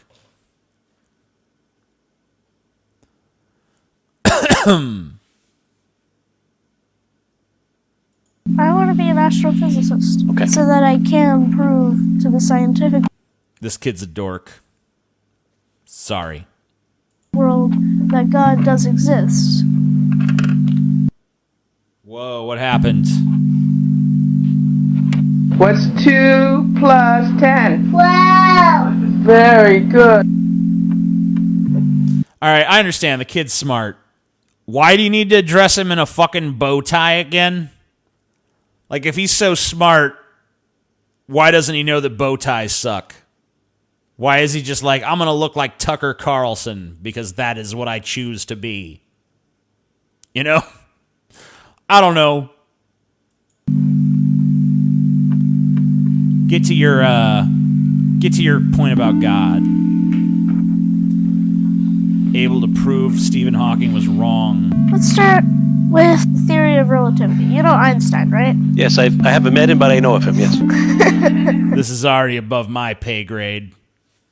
I don't understand, dude. Okay, so Einstein's theory of relativity. Well, in his theory, he said that the displacement of space-time is the Okay. cause of gravity. If this Okay. is the case, Right. then the absence of gravity, or the absence of space-time must be pure gravity. Because of the Alright. law of flow, things will go to the point of least resistance. Alright. And if there's nothing there to resist, Okay. that's the point of least resistance. Okay. So, an absence of space-time would be pure gravity. Black holes are an absence of space-time. Nothing, not Okay. even light, can escape their pull. Where's the God part? All right, I'm waiting for God. Waiting for So, God. if the universe is all of space-time and the entire Higgs field and all of space-time and matter, everything, then whatever's outside of the universe must be an absence of space-time. If that is the case, I don't know. then the If- universe is not It's if now. expanding into Okay. the absolute void around it. It's falling. Now, let's think back to the beginning of time. We know the universe has an age, All right, right? yeah, I remember that. Pepperidge 13.8 Farm billion remembers. years. So, 13.8 billion years ago, the entire universe was reduced to a singularity, something, a particle smaller than a quark. However, if gravity is always working, i.e. if you jumped off this building, you're not going to fall 15 seconds later, you're going to fall immediately. So if gravity is always working, then and if the singularity was always there, like some atheists try to say, then the universe They didn't try to say it, they just said it. Singularity was always there. Or it phased into existence from something. Like, yeah, boom, it just exists. It makes more sense than positing that there was a fucking bearded wizard sitting around that just happened to be just the first thing that ever existed is a fully formed creative consciousness that doesn't want dudes fucking each other in the butt. You know, or whatever attributes you want to give to him. And he's like, you know what I'll do? Create a universe. And then, you know, for the vast eternity of time or timelessness, he just kind of sat there. And then 13.8 billion years ago, he's like, you know what? Universe time. Boom. Singularity. What? The universe should have no age. It should be infinitely old. But it's not. It has an age. It's 13.8 billion years old. And something can't come from nothing because it would have to exist in order to cause itself to exist, which is illogical. Okay, so then why exactly is God the exception to that then? Wouldn't God have to cause himself to exist? Well, he always existed. Well, then maybe the singularity always existed, but it just didn't blow up until 13.8 billion years ago. And you don't know that something can't come from nothing. We've never seen that happen in the universe according to the laws of physics and reality that we understand within the confines of this universe. But like you said, we don't really understand what's happening outside that universe or what the rules were, if there were any, before the universe fucking existed. Just because something's illogical within the confines of the universe we exist within doesn't mean it can't be an explanation for the existence of that universe, because the universe didn't emerge from within itself. So what the fuck are you talking about? So therefore, something other must have created the singularity. I was sweating for a second. I'm like, man, this kid is really fucking smart. I hope I don't get pwned by this fucking kid, dude. I hope he doesn't have some brilliant, like, oh shit, guys, I believe in God now. But then it was just, oh, okay, it's just a bunch of dressed up infinite regression bullshit. Okay, cool. 90% of what he said was just fluff. His actual argument is the same shit I've heard a million times before. Thank God. Oh, I just thanked God. Maybe he did reach me. That something other we observe as God. Well, Hawking's theory that there should be no cause because of gravity. Well, gravity can't create something. Gravity can't do anything if it's not acting against something. Gravity is literally nothing, as we stated before. And nothing applied on nothing is just nothing. Nothing. Even I can follow that. Okay. Atheists that try to say that there is no God, when in reality it takes more faith to believe that there's no God than it does to believe that there is a God. How would you get to that conclusion from that? Like, how do you possibly justify that as an argument for God? Because all you're saying is, you know, there had to be something that caused all this to happen. Okay, fine. You made an argument for something made this happen. Why does it have to be God exactly? Like, why does it have to be a conscious entity who foresaw exactly what he was creating and just did it through sheer will and infinite power? Like, why is that the only answer left to us if we accept your premise, which I don't? Doesn't even make sense in and of itself. Let's see what's next. Gay teen living on his own, struggling to get to college. Co-valedictorian trying to raise enough money for tuition to Georgetown. Jacksonville, Florida. Thousands of teens will leave the familiar life of high school and family next month to head off to college. But 18-year-old Seth Owen, separated from his family months ago, has been living on his own because he is gay and his religious beliefs didn't agree with his parents. Owen said he too is college-bound, but he's determined to become successful with or without anyone's acceptance of his lifestyle. Owen is optimistic about the future and is ready for new experiences. He said he has survived with the help of friends. His reality is far too common for LGBTQ teens. His lesson in adversity began in his sophomore year of high school. You know what I hate about these stories? You know, this story, at no point is it going to lay the blame for this at the feet of fucking religion. You know, it's just reporting the facts, and maybe it'll fucking chastise the homophobia, but it's never going to say, hey, this is about his religious beliefs didn't agree with his parents. The reason he got kicked out of his fucking house is because he refused to go to church. He's like, I think that this church shit is stupid. They preach against who I am there. Like, get kicked out of your house because you refuse to go to a place where you're told that you're an evil piece of shit. Like, fuck that shit. That's dog shit. That's all I pretty much have to say about it. Oh, God. Ben fucking Shapiro, huh? I'm going to take a break, but I'll be back, and we'll do some fucking goddamn Ben Shapiro.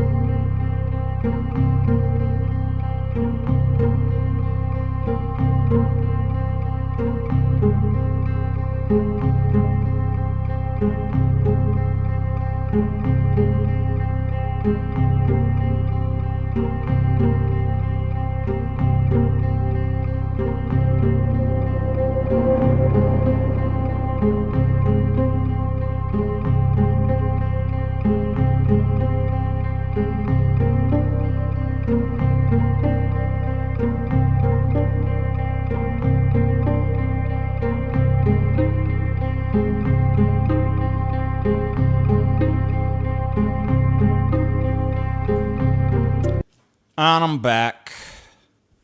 Before we talk about Ben Shapiro, I was scrolling through my phone. Saw this news story.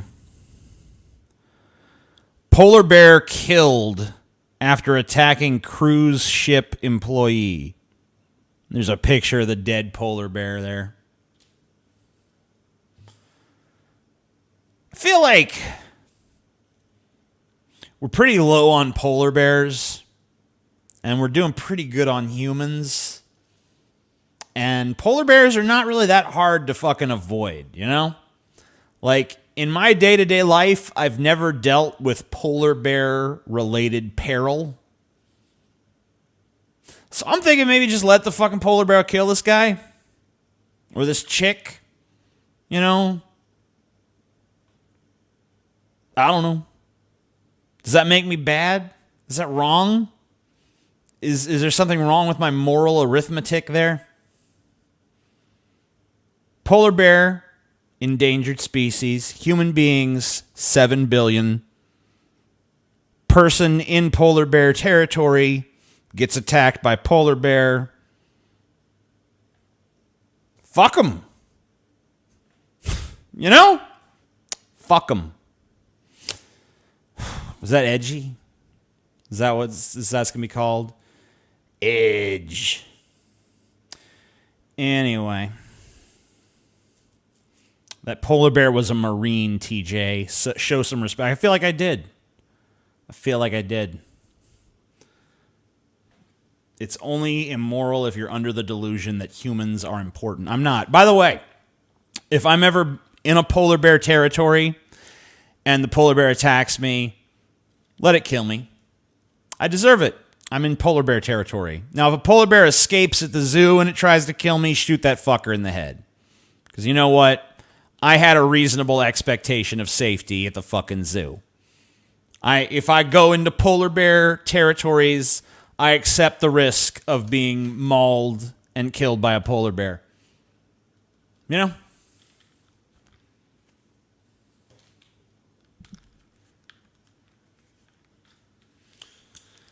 Anyway, that was just some shit I saw on my phone while I was outside smoking a cigarette. And now let's take a look at some Ben Shapiro. Play him at 1.25 speed. I usually play people like him faster, but he already talks really fast, so. To begin, they're the institutional bullies. Now, the right has lost a lot of the... Oh, this is called Ben Shapiro, How the Left Bullies U.S. America. Okay? And he's speaking here at the Heritage Foundation. If you're not familiar with it, this is their objective.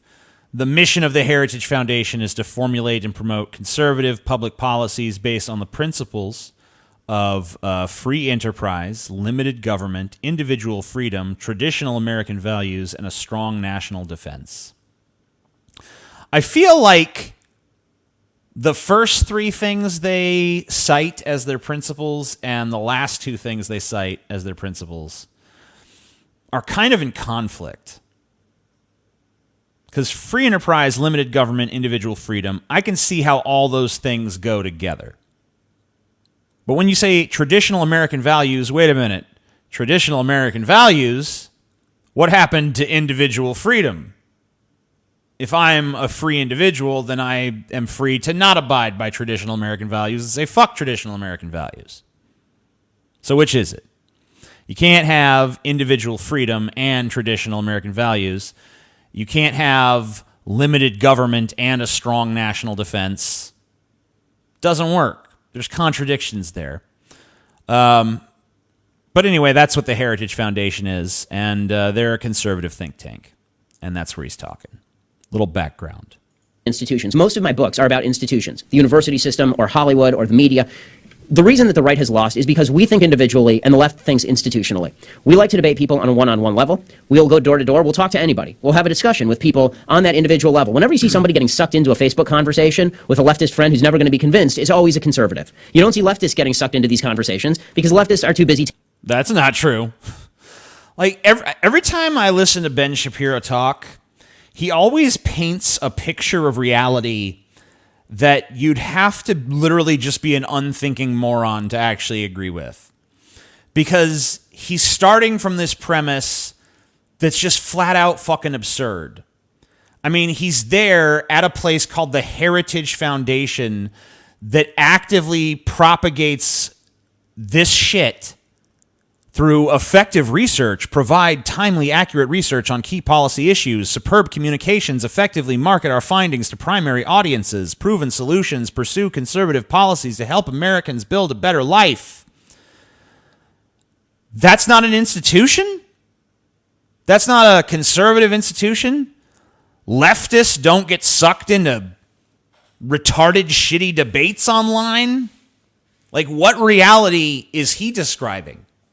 Because it's not the one I live in, not the one you live in, apparently it's the one he lives in, or it's the one that he thinks his audience will just uncritically accept as true because he says it so authoritatively. Okay. Taking over the media. The left thinks institutionally. The left wants a top-down dictation of policy.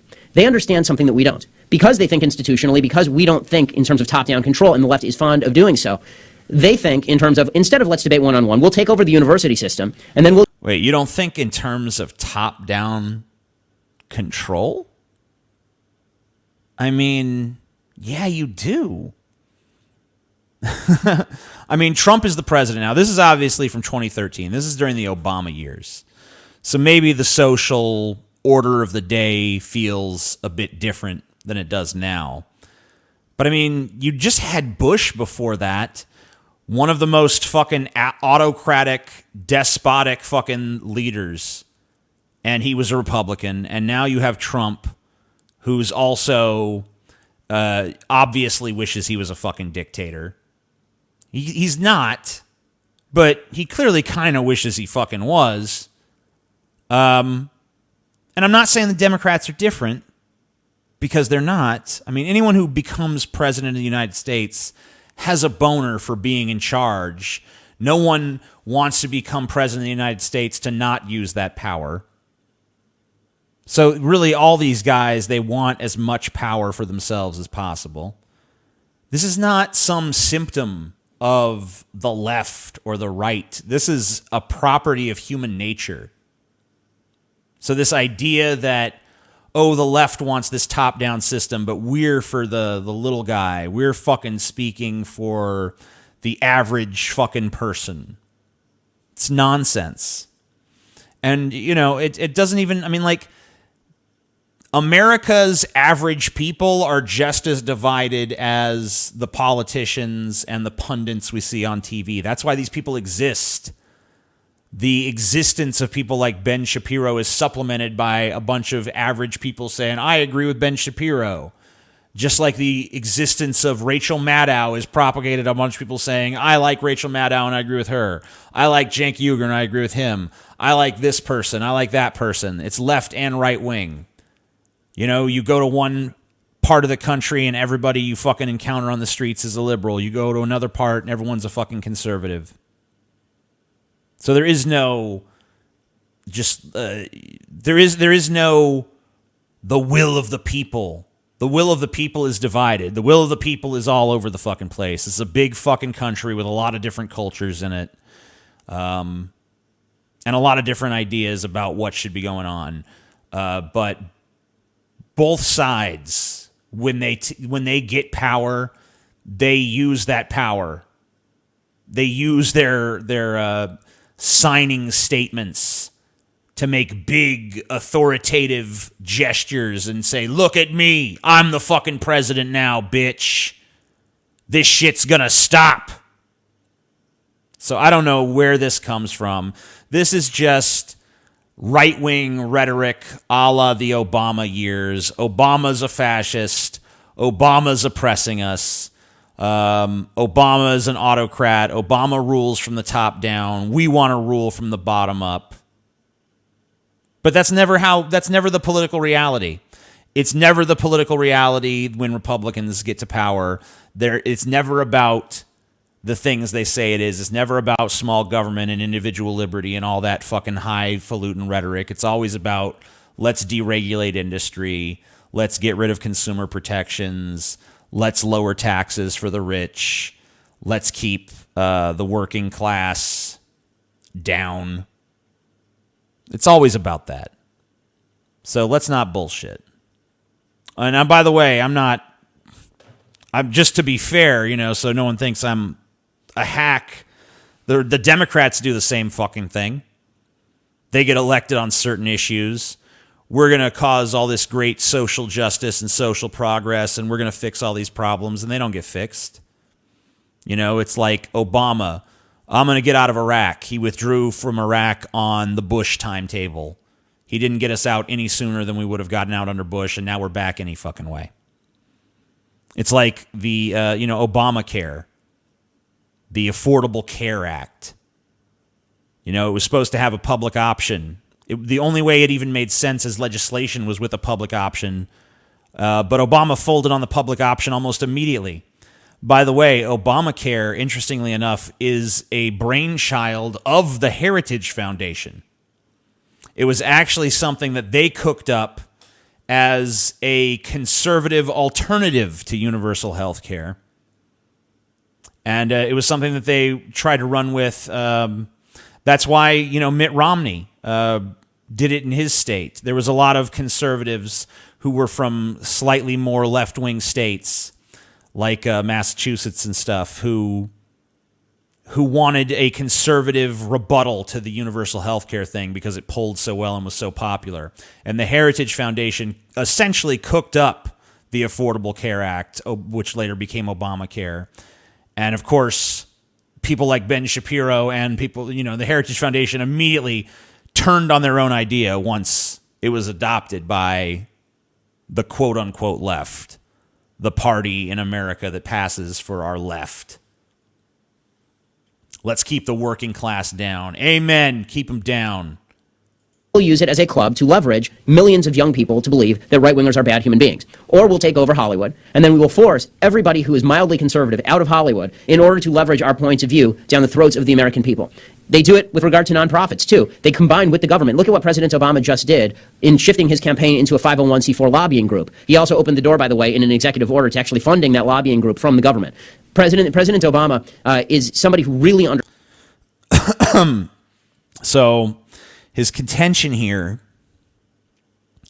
is that the left vilifies the right. And he is the author of Bullies: How the Left's Culture of Fear and Intimidation Silences America. The left is trying to vilify him. And the title of his book is Bullies: How the Left's Culture of Fear and Intimidation Silences America. Following that? Okay. Understands the battle. He understands the fight. He's very, very smart. And he understands that he can use outside institutions like Media Matters. He can use outside institutions like Organizing for Action, what was Obama for America. He can use those institutions to push positions he cannot do as President of the United States. He combines with those institutions to push forward that agenda and to silence people and to launch boycotts and secondary boycotts against anybody who disagrees. We now live in a country where if you abide by the basic laws of economics, you are an enemy of this administration. If you are Phil Mickelson and you say, the taxes in California are too high, I'm leaving, then you are told that you are somehow a bad person. There's something wrong with you. Now, there are a lot of people who have left California because the taxes are too high. I'm paying those high taxes. I think every day about whether to leave California because of the tax rate. That's because economics... Okay, great. Yeah, that's fine. You got 50 states to choose from, all with different tax rates. You can do whatever the fuck you want. Do whatever the fuck you want. Have fun with it. A lot of the states with low tax rates, just so you know, have shitty public services. Not that you need them because you're wealthy. But, yeah. California, real shithole. I was just there. It seemed like everyone's broke there. No one's doing well in California.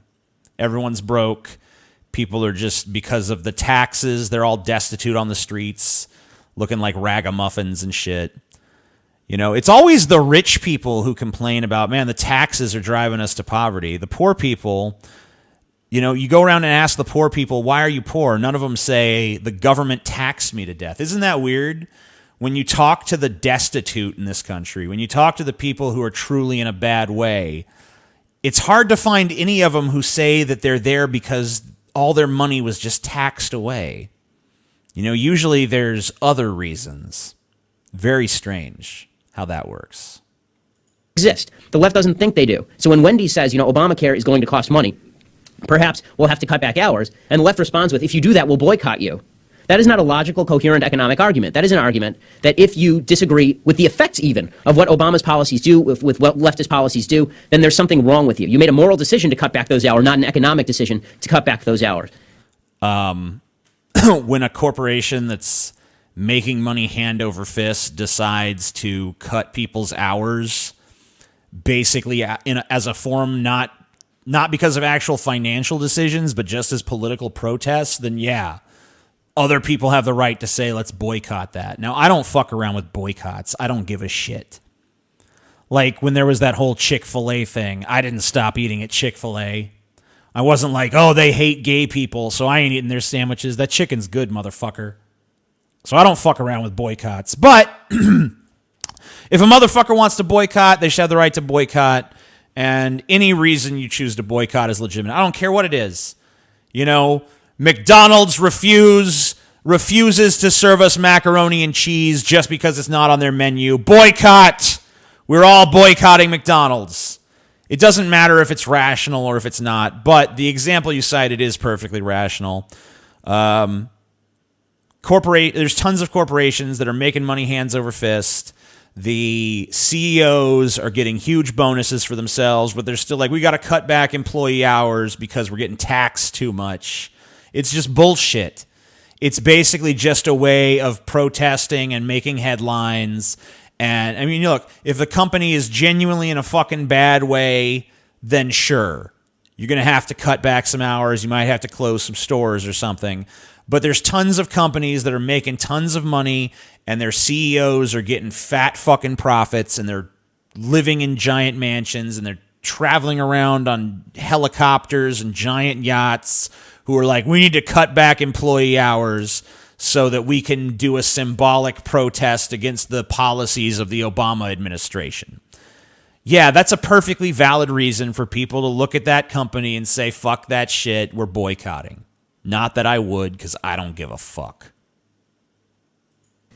Leaving aside the institutional bullies for a second, there are several types of bullying that the left loves to engage in. Their favorite, of course, is racial bullying. They love it. It's their favorite thing. The reason for that is that the left's philosophy is based almost solely and completely, at this point, on the idea that they stand up for victims. By the way, I mean, like, this guy is just the arch hypocrite.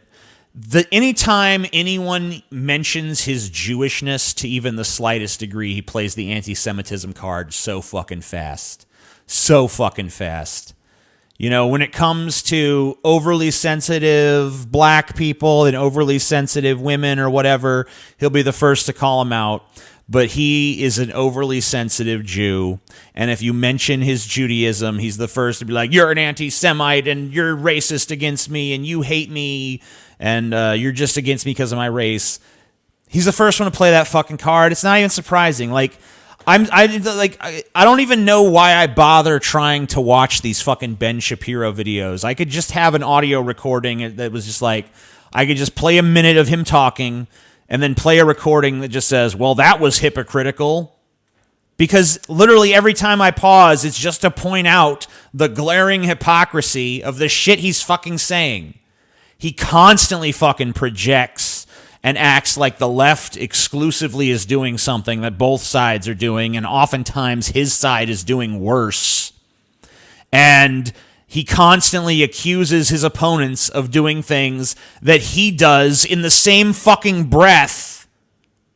So I just don't understand how anyone takes this dude the least bit fucking seriously.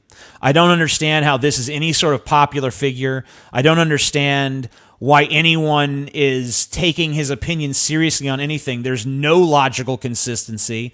I've watched literally 3 minutes of this video, and he hasn't made a single cogent fucking point. Like, what is the deal? Whence cometh the popularity of this little weaselly fuck? Can you explain it to me? Does anyone know? I'm 2 minutes and 57 seconds in a goddamn 11 minute and 48 second fucking video. And he hasn't made a fucking point. Victimized groups. Everything they do is to stand up on behalf of some victimized minority. Blacks, Jews, gays, women, doesn't matter. If you're a minority, they're standing up for you. What that means is that if we oppose their policies, by necessity, the logic is, we hate blacks, gays, Jews, and women. And that is sort of the philosophy that they trot out. It also means that they treat people who are apostates as though there's something wrong with them. They're not. If you're Jewish and you're a conservative, as I am, you're not a real Jew, because that gives the lie to their entire agenda. If it turns out that not all Jews agree with them, then how can they claim to be standing up for all of these victimized minorities? If Larry Elder is a black man and disagrees with them, then it's because he's not a good black man. He's not good at being a black man. He's betrayed his race. That is the philosophy of the left when it comes to race. Now, what they do, the tactics are really what's interesting here. We all know that they use the term racism far too often. Once again, this guy is the first to play the fucking race card. Anytime anyone mentions his Jewish heritage, to even in a way that could even vaguely be insinuated to be derogatory, he's the first to be like, oh, well, you're an anti-Semite and you just hate me because I'm Jewish. So once again, yeah, your criticism, it adds up to me to some extent, but you're once again exactly what you're admonishing. You've done it a million times. I've seen you fucking do it. You're a big crybaby when it comes to your race. You're the first to play the race card as soon as it's convenient for you. And you just assume you're justified in doing it because you're on the right and you think that any tactic... I mean, the right-wingers are always about the ends justify the means bullshit. I mean, it's just so much... I mean, like, I'm not saying there's none of that on the left, but it's way more prevalent on the right. They just think that anything they do is justified. And this motherfucker is like the perfect goddamn example of it. Are you able to read my previous donation? Let's see. Trump has followed through with a lot, though, cracking down on illegals, lower taxes for lower and middle class, more jobs in the U.S. due to forcing companies to stay, lower unemployment, economy better, peace, denuke with Korea, better trade deal with EU. All right, so let's just go through those one by one. So cracking down on illegals. I've already made it clear I really don't give a shit one way or the other on that, so I'm not going to have an opinion.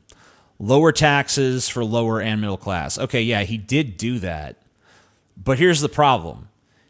The way that the Republicans wrote the tax cuts, yeah, the middle class gets a short-term tax cut. Guess what? The upper class, the top earners of the country, they get a permanent fucking tax cut.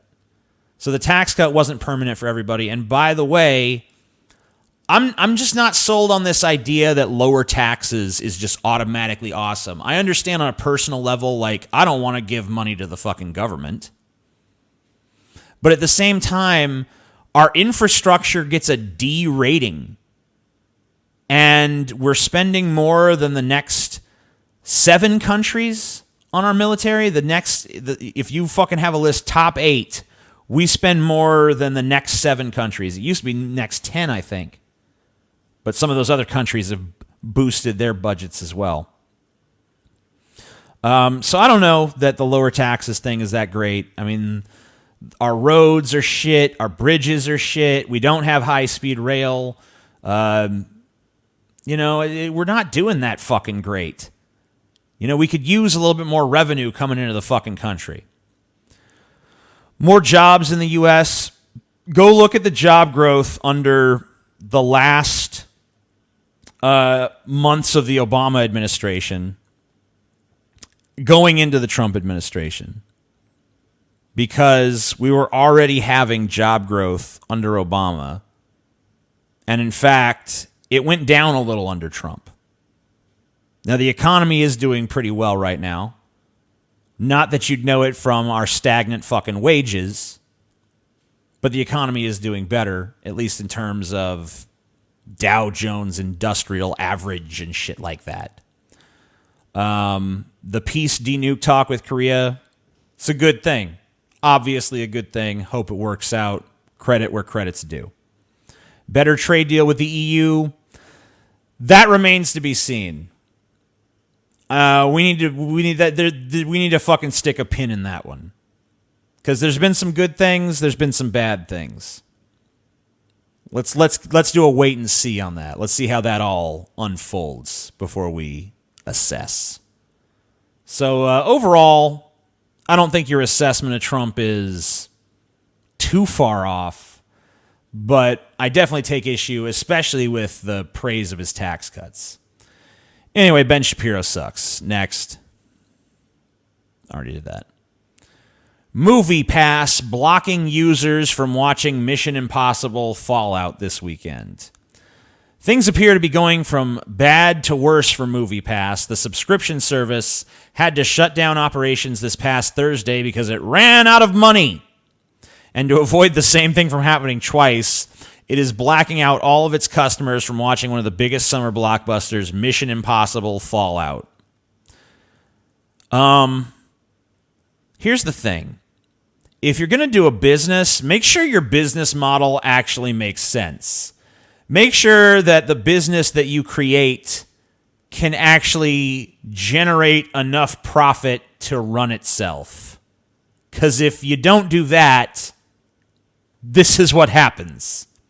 You don't have any money to offer the service that you're charging people for, and no one can see Mission Impossible Fallout. Now, I don't know that they're missing out on much. Maybe they are. I've heard it's got good reviews. I'm kind of done with the Mission Impossible shit myself.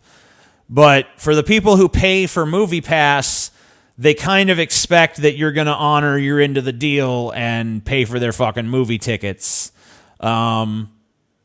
If you're just out of money to the point where you can no longer provide the service, Maybe it's time to just say, sorry guys, Movie Pass is out of business. Goodbye, we're done. Maybe it's that time. I think it's probably that time. Either that or you need to go back to the drawing board and figure out how this whole Movie Pass thing is going to work. Dude, when I was told about Movie Pass and the service they offer, I was just like, that doesn't even make sense. Like, they possibly offer that. Like, how could it made no sense. And then I was told, well, the Movie Pass model only makes money if people see less than 2 movies a month or a week or something like that. And I'm like, no, people who buy this are obviously going to be big film goers who are going to see a shit ton of movies now that it's free to do.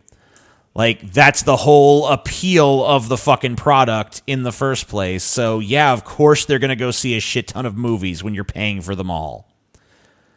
So the business model was fundamentally fucking stupid. So I pretty much expected it to fold. Didn't think it would fold this quickly. Thought they'd be able to keep it going a little longer than this, but sounds like it's fucked. Maybe some angel investor will come in and save it. Maybe some, eccentric billionaire has crunched the numbers and figured out that, Movie Pass will turn a profit by 2037 or something. Check out the channel Rationality Rules, No Regrets. I have checked it out. I thought it was pretty good. Yeah, so fuck Movie Pass. It's dead. It's basically dead. This is called The Rant That Made Jordan Peterson Famous, and it's not, because I've never even seen this before. But, good clickbait title. Well, not that great, because not too many people have watched it, but there's a lot of competition for that Jordan Peterson dollar, so. How do you overcome the suffering of life? Is be a better person. That's how you do it. Well, that's hard. It takes responsibility. And I think, if you said to someone, you want to have a meaningful life? Everything you do matters. That's the definition of a meaningful life. But everything you do matters. So you're going to have to carry that with you. Or do you want to just forget about the whole meaning thing, and then you don't have any responsibility, because who the hell cares? And you can wander through life doing whatever you want, gratifying impulsive desires for how useful that's going to be. And you're stuck in meaninglessness, but you don't have any responsibility. Which one do you want? The second one. Well, ask yourself, which one are you pursuing? And you'll find very rapidly that it isn't the majority of your soul that's pursuing the whole meaning thing, because, well, look what you have to do that. You have to take on the fact that life is suffering. You have to put yourself together in the face of that. I mean, first you have to delude yourself. You have to literally lie to yourself and say, life has some sort of objective, verifiable meaning outside of my own perception of it having meaning. Like, you have to believe that value exists outside of human value judgments or the value judgments of whatever living things are capable of making value judgments. You have to say that outside of any of us, this has some sort of meaning, and in order to do that, there's only a few ways you can. And of course, one of the major ways that people choose is to say, well, it was all designed by this architect who laid out the rules of reality and made sure to sprinkle in a liberal dose of meaning somewhere. We can't figure out where it is, how it comes to be, how it works, what it even does, but it's there, and we feel good about that for some reason. So you have to start with that weird series of delusions before you can even begin to imagine the whole meaning thing. Well, that's hard. Christ, it's amazing people can even do it. I'm stunned every day when I go outside, and it isn't a riot with everything burning. Because really, God, you talk to people, it's like, I knew this guy, he'd been in a motorcycle accident, and it really ruined him, and he was like a linesman, working on the power, and he was working with someone who had Parkinson's disease, and they had complementary inadequacies. And so 2 of them could do the job of 1 person, and so they're out there fixing power lines in the freezing cold, despite the fact that one was 3/4 wrecked with a motorcycle accident and the other one had Parkinson's. It's like, that's how our civilization works. It's like, there's all these ruined people out there, they've got problems like you can't believe. Off they go to work and do things they don't even like, and look, the lights are on. My God, it's unbelievable. It's a miracle. It's a miracle. And we're so ungrateful. College students, the postmodern types, it's nice. It's not a miracle. There's nothing miraculous about it. It's not a miracle that hey, you're fucked up from a motorcycle accident and you got Parkinson's, but together you can do the job of one person. So here you go. You're like the world's lamest superhero duo out there putting power lines up so that you can get enough money to live your miserable existences with terrible, debilitating shit going on in your lives. You long-suffering, miserable fucks get to go out and do some grueling fucking task that could easily be done by one able-bodied person. And in return for that, we'll give you enough money to supplement your miserable existences a little longer. And in the process, you will help keep the lights on. That, to me, does not seem like a miracle. A miracle would be if those guys, through no human intervention, if that guy in the motorcycle accident just boom was healed, and the Parkinson's guy boom was healed, and they wanted for nothing, and they just had endless resources at their disposal, and everything in their lives magically became great overnight, that would be a fucking miracle. What you're describing is just, a little bit of capitalism. Not a miracle. Just a human contrivance. So ungrateful. They don't know that they're surrounded by just a bloody miracle. It's a miracle that all this stuff works, that all you crazy chimpanzees that don't know each other can sit in the same room for 2 hours sweltering away without tearing each other apart, because that's what chimps do.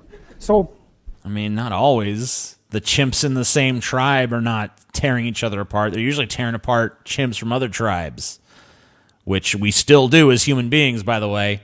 What do you think war is? In fact, we do it on a much more grand scale.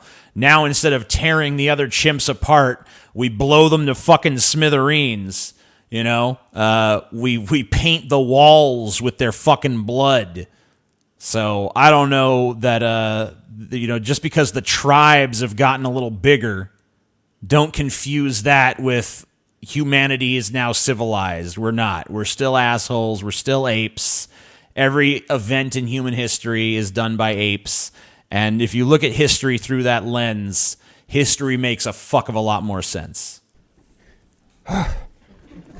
anyways, so what happened? Well, I made some videos and I got to the bottom of some things, at least as far as I can tell, so I told you what the bottom is, and then I got this idea about what you might do about it, which isn't my idea. It's not my idea. It's an old idea. It's far older than Christianity. It's old. It's the oldest story of mankind. Get yourself together. Transcend your suffering. See if you can be some kind of hero. Make the suffering in the world less. Well, that's the way forward, as far as I can tell, if there is any way forward. How come you haven't made my suffering less, Jordan Peterson? If anything, you've made it more with your grating, irritating bullshit and your fucking sophistry. How about you follow your own advice, make my life better, and shut the fuck up? That'd be my suggestion. But, you're free to do what you want. Have fun. Ugh. More Ben Shapiro, really? I just like this because this is Ben Shapiro giving fucking advice. Someone in their lives. I want you to let's just take a moment to pity the poor son of a bitch who gets himself into a bad situation, and immediately he's like, you know who I'm going to turn to? Ben Shapiro. He's going to put me on the right path. He's going to put me where I need to be. This is called My Girlfriend is Pregnant. What do I do? Daniel says, hey, Ben, this morning I found out my girlfriend of 2 years might be pregnant. I'm absolutely terrified and feel I'm not ready to be a father. Any advice? Yes, sack up. Yes, marry her and sack up. That's my advice.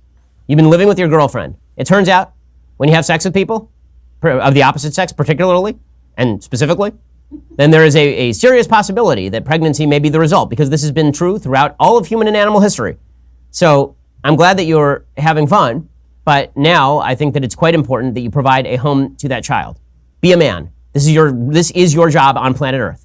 Your job on planet Earth is now to marry your girlfriend and take care of your child. And if you feel that you couldn't be responsible for that, that's a decision you should have made before. Why does he keep looking to that one side? I guess he's looking at that camera. He's just switching between the cameras. I thought that was where he was keeping his lies. Like Look over there. Is that where are my lies over there? Are my bullshit lies over there? Yeah, that's, this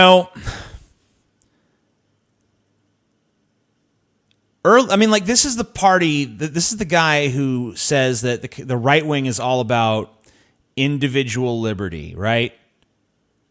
So, and that they're not collectivist at all. They're not the collectivist side. Yet this is the answer of a fucking collectivist. Because here's someone that comes to you for advice, and instead of telling them what's actually best for them, you're telling them what you think is best for your vision of society. Because you're a collectivist fucking piece of shit. You're not an individualist. Stop claiming to be. Because if you were an individualist, you would give this guy good advice. You'd tell him what's actually in his best interest, which is try to convince your girlfriend to get an abortion. Because you don't want to ruin your fucking life. That's what he actually should fucking do. Or, if that's too blunt, at least tell him you need to assess things. You need to say to yourself, am I ready to be a father? Do I want to be a father? Am I ready to make that commitment? Do I think that I'd be good at it? Do I think that I'm suited for it? No. None of that. No talk of actual responsibility. No talk of actual responsible behavior. Just this behavior that's actually might not be responsible, but you've decided it's responsible because it's some kind of traditional American value bullshit. You don't know that this guy that you're talking to right now, Ben Shapiro, is ready to be a father of a kid. You don't know if he'd make a good father. Your advice to him is just, if you're the kind of person who'd be a bad father, fundamentally change your nature as a human being and just muddle your way through it, because Lord knows we need more fucking humans. We need more of them. If you're a listener to me now, chances are good that maybe your fucking eventual child will like me as well, so I'm just protecting my own profits. This is not good advice. This is not the advice of someone who believes in individuality. This is the advice of a collectivist and a traditionalist. And it underscores that very fucking problem that we were looking at earlier in the Heritage Foundation's website, where they claim to be in one breath for individual freedom and in the next breath for traditional American values. This is an example, ladies and gentlemen, this Ben Shapiro video, of why you cannot have it both ways. Can't have it both ways. You can only believe in one of those things. You got to choose. You can't stand for both. Personally, I say side with individual liberty. Fuck traditional American values. Who gives a shit? Who gives a shit? Some people in the past did something, therefore we should too. We should just emulate what our forebears have done. If that was all humanity did, we'd still be wiping our ass with rocks. So fuck that. Fuck your tradition. Do what actually makes sense. If you want to fucking sit there and spout the rhetoric of a libertarian who believes in individual liberty, then tell this guy what's best for him as an individual. Give him some real fucking advice. Don't just try to brainwash him into your cult of traditional fucking values, you vapid twat. My opinion. Just my opinion. This is the white supremacy pyramid. You got me? This is the white supremacy pyramid. Here is the tip of the white supremacy pyramid here, the part that's sticking out over the surface, the tip of the iceberg, if you will. This is overt white supremacy. Lynching, which, how many decades has it been since the last lynching? Hate crimes, swastikas, the KKK, the N-word, racial slurs, racist jokes, burning crosses, neo-Nazis. But look at all this stuff that is covert white supremacy, okay? This is all the covert white supremacy that's socially acceptable. Police murdering POC, socially acceptable. America loves it. Hiring discrimination. America openly accepts hiring discrimination. We're just like, yep, hiring discrimination. Awesome. Great. No one objects to that. Make America great again. Look at that. Right at the top. Right at the fucking top. Right at the... So basically they're saying that Make America Great Again is on par with racial slurs and neo-Nazis and the KKK. School to prison pipeline, Confederate flags. Yeah, I mean, like, a lot of these things are actually belong on this side, on the overt white supremacy list, because these are not things that America just loves and accepts. There's a lot of contention about this stuff. Discriminatory lending, racial profiling, not believing experience is a POC. So basically, skepticism is a bad thing. Police brutality, isn't that kind of the same as this? Paternalism, virtuous victim narrative, Eurocentric curriculum. How dare we teach the history of the country that we live in? Yeah, I'm sorry, this country was founded principally by Europeans, so American history is going to be Eurocentric. Sorry, yeah, I mean, like, black people were brought over as slaves, Chinese people were brought over as cheap labor, so on and so forth. Anti-immigration policies and practices. So if you have any sort of stance on immigration other than let them all in, everybody just come on in. If your stance is anything short of that, you're racist. You're white supremacist. Assuming that good intentions are enough. What? That's racist? I don't know. Self-appointed white ally. So if you're a white person that's like, I'm an ally to POCs, that's racist. Celebration of Columbus Day.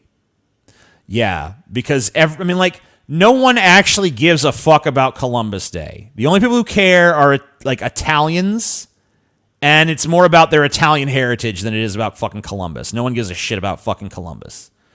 Maybe some people do, but I've never met one fucking big Columbus fan in my goddamn life. Denial of white privilege, denial of racism, blaming the victim, colorblindness. So if you're like, I don't even want to think of people as, different races. I just want to see everyone as people. That's racism. Claiming reverse racism. So, like, if a bunch of black dudes jump out of an alleyway and say, you're white, so we hate you, and they beat the shit out of you, you're not allowed to say that's racist or you're racist. White savior complex. Whatever. This was probably made by someone with a white savior complex. I mean, you notice there's no fucking where you could possibly stand that you're not a white supremacist. Like, you would have to do such a complicated fucking tap dance to not fall under some category of white supremacy by the standards of this list. Because if you're a friend of, people of color, then racist. If you hate people of color, obviously you are a racist then. But, whether you like them, you love them, you hate them, you feel indifferent towards them, you don't even want to think about race, whatever the case may be, you're a white supremacist piece of shit, and you just need to accept that. Meanwhile, this is a fucking billboard in Portland. I'll show it to you after this Take My Money and Abandon Hope ass jiggle leaves the screen. Check this out. Portland, is your white fragility showing? White fragility? We're not the ones making these dumbass charts, okay? This isn't fragility. Abortion advice, even from the mindset of abortion is murder, Shapiro should have at least brought up adoption as a potential solution. Fucking Christ. I don't entertain the abortion is murder narrative like even slightly. But I mean, you mean to tell me that this shit here isn't fragility? This isn't POC fragility when literally every mode of being is encompassed here. And so basically, like, why don't they just get rid of all this bullshit and just say on the bottom, under the line, being white, and above the line, just say having any sort of preference for white people. And then you could just get rid of all this other shit. You're all white supremacist. If you're white, you're a white supremacist. Because that's ultimately what it's saying. There's no way for a white person to conduct themselves and not be a white supremacist by the standards of this list. Every single white person on the planet is, by the standards of this pyramid, a white supremacist. And if you, as a person of color, believe that every single white person is a white supremacist out there to fuck you over, then you have POC fragility.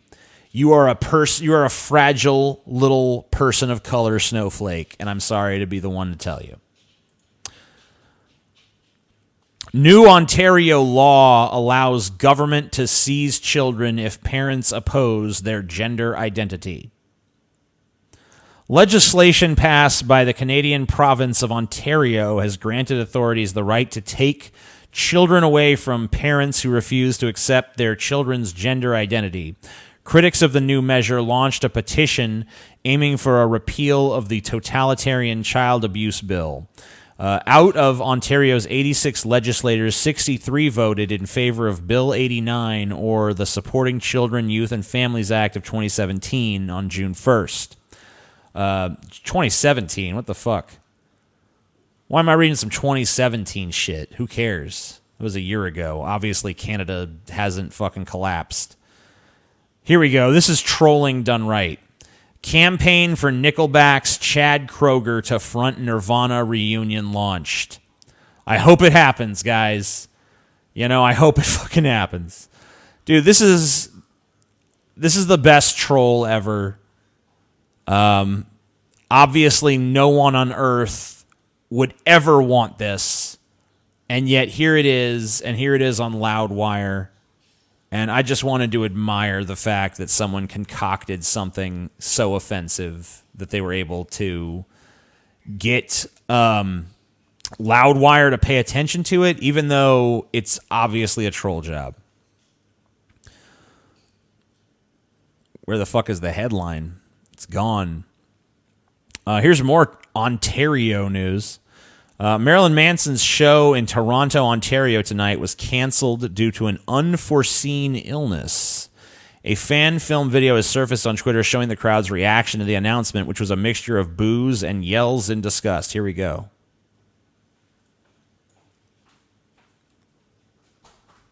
Heading out, baby. Love you. Have fun. Had to say goodbye to my girlfriend. Heading off to work at this ungodly hour of 4:10 a.m. Anyway, let's take a look at this video. This is, once again, Marilyn Manson's show in Toronto was canceled due to an unforeseen illness. This is some fan video from the concert. Not be performing tonight. I repeat, Marilyn Manson will not be performing tonight. If you are here solely to see Marilyn Manson, you may get a full refund. If you leave now and have your ticket scanned out of the system, full refunds are available at your point of purchase. Once again, Marilyn Manson will not be performing tonight due to an unforeseen illness. Marilyn Manson will not be performing tonight due to him being passed out drunk in a giant pile of cocaine.